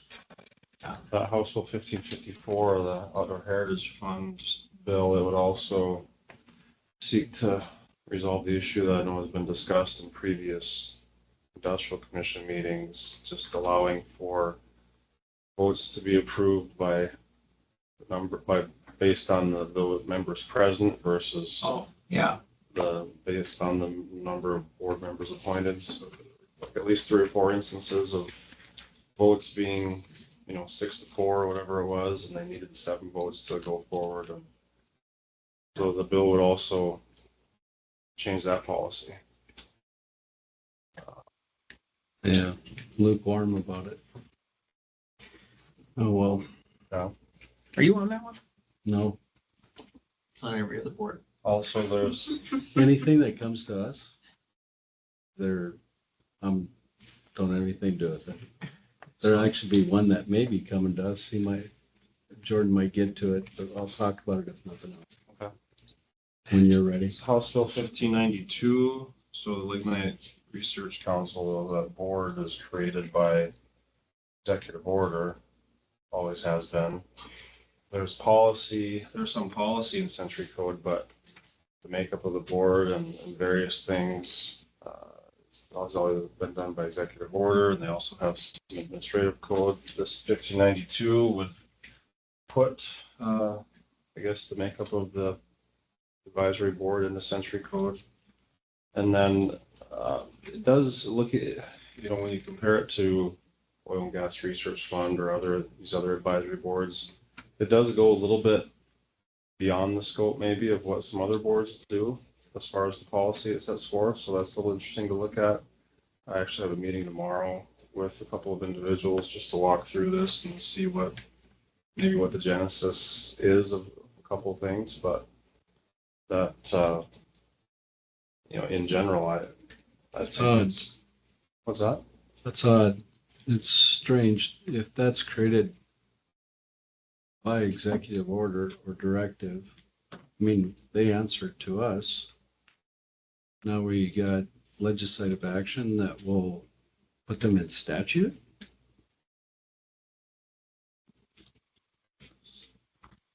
Yeah, every other advisory board, as far as for the different grant programs is in statute. This is the only one that's not, but then there's, I heard the governor. They're just flexing. They're trying to take my power away. Governor's getting rid of those. Maybe that's why they did it. Trying to get rid of boards. yeah, so I'll have more follow-up on that one. And then you have things like Senate Bill 2285 that's looking to you're tracking as far as removing agency deference, really. I mean, is it kind of the state level version of the Chevron deference? Yeah. So there's that one. Without the fears that led to the upheaval against Chevron deference, but they almost got there last time. Years ago, it was going on around here. I can't remember the final votes were on that when they were debating. Wasn't the debate last time? Let's wait until the Chevron case comes out. Probably, yeah. I think it actually was. Probably right. Yeah. That's better than one that has the Ethics Commission as our appellate board. They'd be the appeal board for the Industrial Commission, commissions like ours. What? Yeah. We took care of that. Yeah, I mean, so. it's so clearly, unconstitutional, but it doesn't mean that somebody will come up with that idea. So your Senate Bill 2180, like you referenced, having to meet in the Civic Center or the Event Center, that Senator Paulson brought an amendment when he introduced the bill that would adjust it to only be focused on political subdivisions. So if it goes that way, that's what Local control, I see. Okay. So you should be safe on having to book the event center. We can't have these meetings turn into hearings. Like, that's not the intent or the purpose of the Industrial Commission. Exactly. We're a public meeting, not a public forum. We have to have bigger meat trays. I already see people walking over there and grabbing stuff. It's like, wait a minute. I'm not done yet. So you have the House Bill 1275, it's gas supply grant program, looking at political subs of population 10,000 or less, starting with 5 million, which, I guess you gotta start somewhere, but look to supply funds for small communities, try to get natural gas. I mean, that's at a high level, that's where we're at. And then, as Nathan mentioned, Monday mornings I have calls with Nathan and with Kelvin at the bank, and just to kind of go over the week and just try helping them. Those are the ones I'm concerned about at the end of the day, and we're not there yet, but at the end of the session when they need money, or they're trying to figure out how to do that stuff, the ones that can affect. I mean, we have 4.1 billion in interest on a line of credit. That, I mean, isn't that big a deal, other than it's kind of a big deal when we figure out how to do that at the end of the session and not maybe game out some risk assessment or some other portions of that. Those are the ones where we could actually be in a situation where we have to figure out what we do. I just tell you, we will engage on that from a personal level in our offices. Okay. Yeah, thank you. And then lastly, I'll just mention that a couple hours ago, After the first group that was here presenting, after they got done, they all went over to Scott Kalia room and there was a similar presentation, and there's a $60 million ask for the oil and gas research fund. And Specifically to EOR? yeah, there's no, as far as my understanding, I don't know of any specific projects or anything like that, but that's kind of the topic, yeah. And so with that particular fund, we would assume that they'd be looking at more than 2 grant rounds per year over for the next couple of years. And so the question we have is, maybe some of by the time the session is over, there'll probably be a couple of other programs that are looking to have a similar number if the oil and gas research program gets that. And so we'd be busy. There is a bill that will be heard in the very near future. I'm not sure when. It's a life science bill. And what it does is the bioscience program that I run. I guess I had it on my list, but I didn't quite. The bioscience mention it all. program that I have in my department. We would, I'm not asking for funding going to the next session, but the life science program would then be moved and bioscience program would be repealed and it would fall under the industrial commission. And it would be like any other research program that would come forward. And it may help to just streamline the process. And it really looks at medical, pharmaceutical, pharmaceutical as related to agriculture. Plus it has genetics, plant and animal. There's some other things tied to it. It's a great program. The last several years, we've done some awesome things that have made an impact, not just in this state by bringing more bioscience companies here, not just nationally, but globally. The company that we supported, Corvent, back at the beginning of I was there COVID. at the ribbon cutting. Yeah. Their machines, ventilators, went to the Ukraine at the onset of the war. And you pull up, there was a news thing that was running, and you looked in the background, and there on the table, on the shelves, were a bunch of Corvent ventilators. So that was just one of them. There's probably been about, I think there's 39 or 40 some projects that have come through there and would now shift that program to the industrial commission. And I think the way it's laid out, because I said I couldn't chair it because it'd be coming here, the Commerce Commissioner would chair the committee. They'd review, make recommendations to us. Just let you know about that. You like it? I love the program. Do you like the legislation? We had to get some changes made. We had to make sure that it was covering all aspects, the scope of it. So that's going in. Each one of us would make 2 appointments to it. Any other directives from you? I was gonna add one thing to our earlier discussion about this. If you get into something you feel like we just haven't given you enough guidance or some issue that comes up, and Karen, I know has done this in the past too. Claire is an excellent resource, and you can always talk to the deputy, and Matt Saggs has been in the office for 100 years. And he has the portfolio currently for this. And if there's some question about how to handle a meeting with each of us apart, they'll have to meet. And I know you don't. I'd rather schedule an emergency meeting and do it. And I know you know this, but you know. It's a legislative session. Everybody gets spun up, but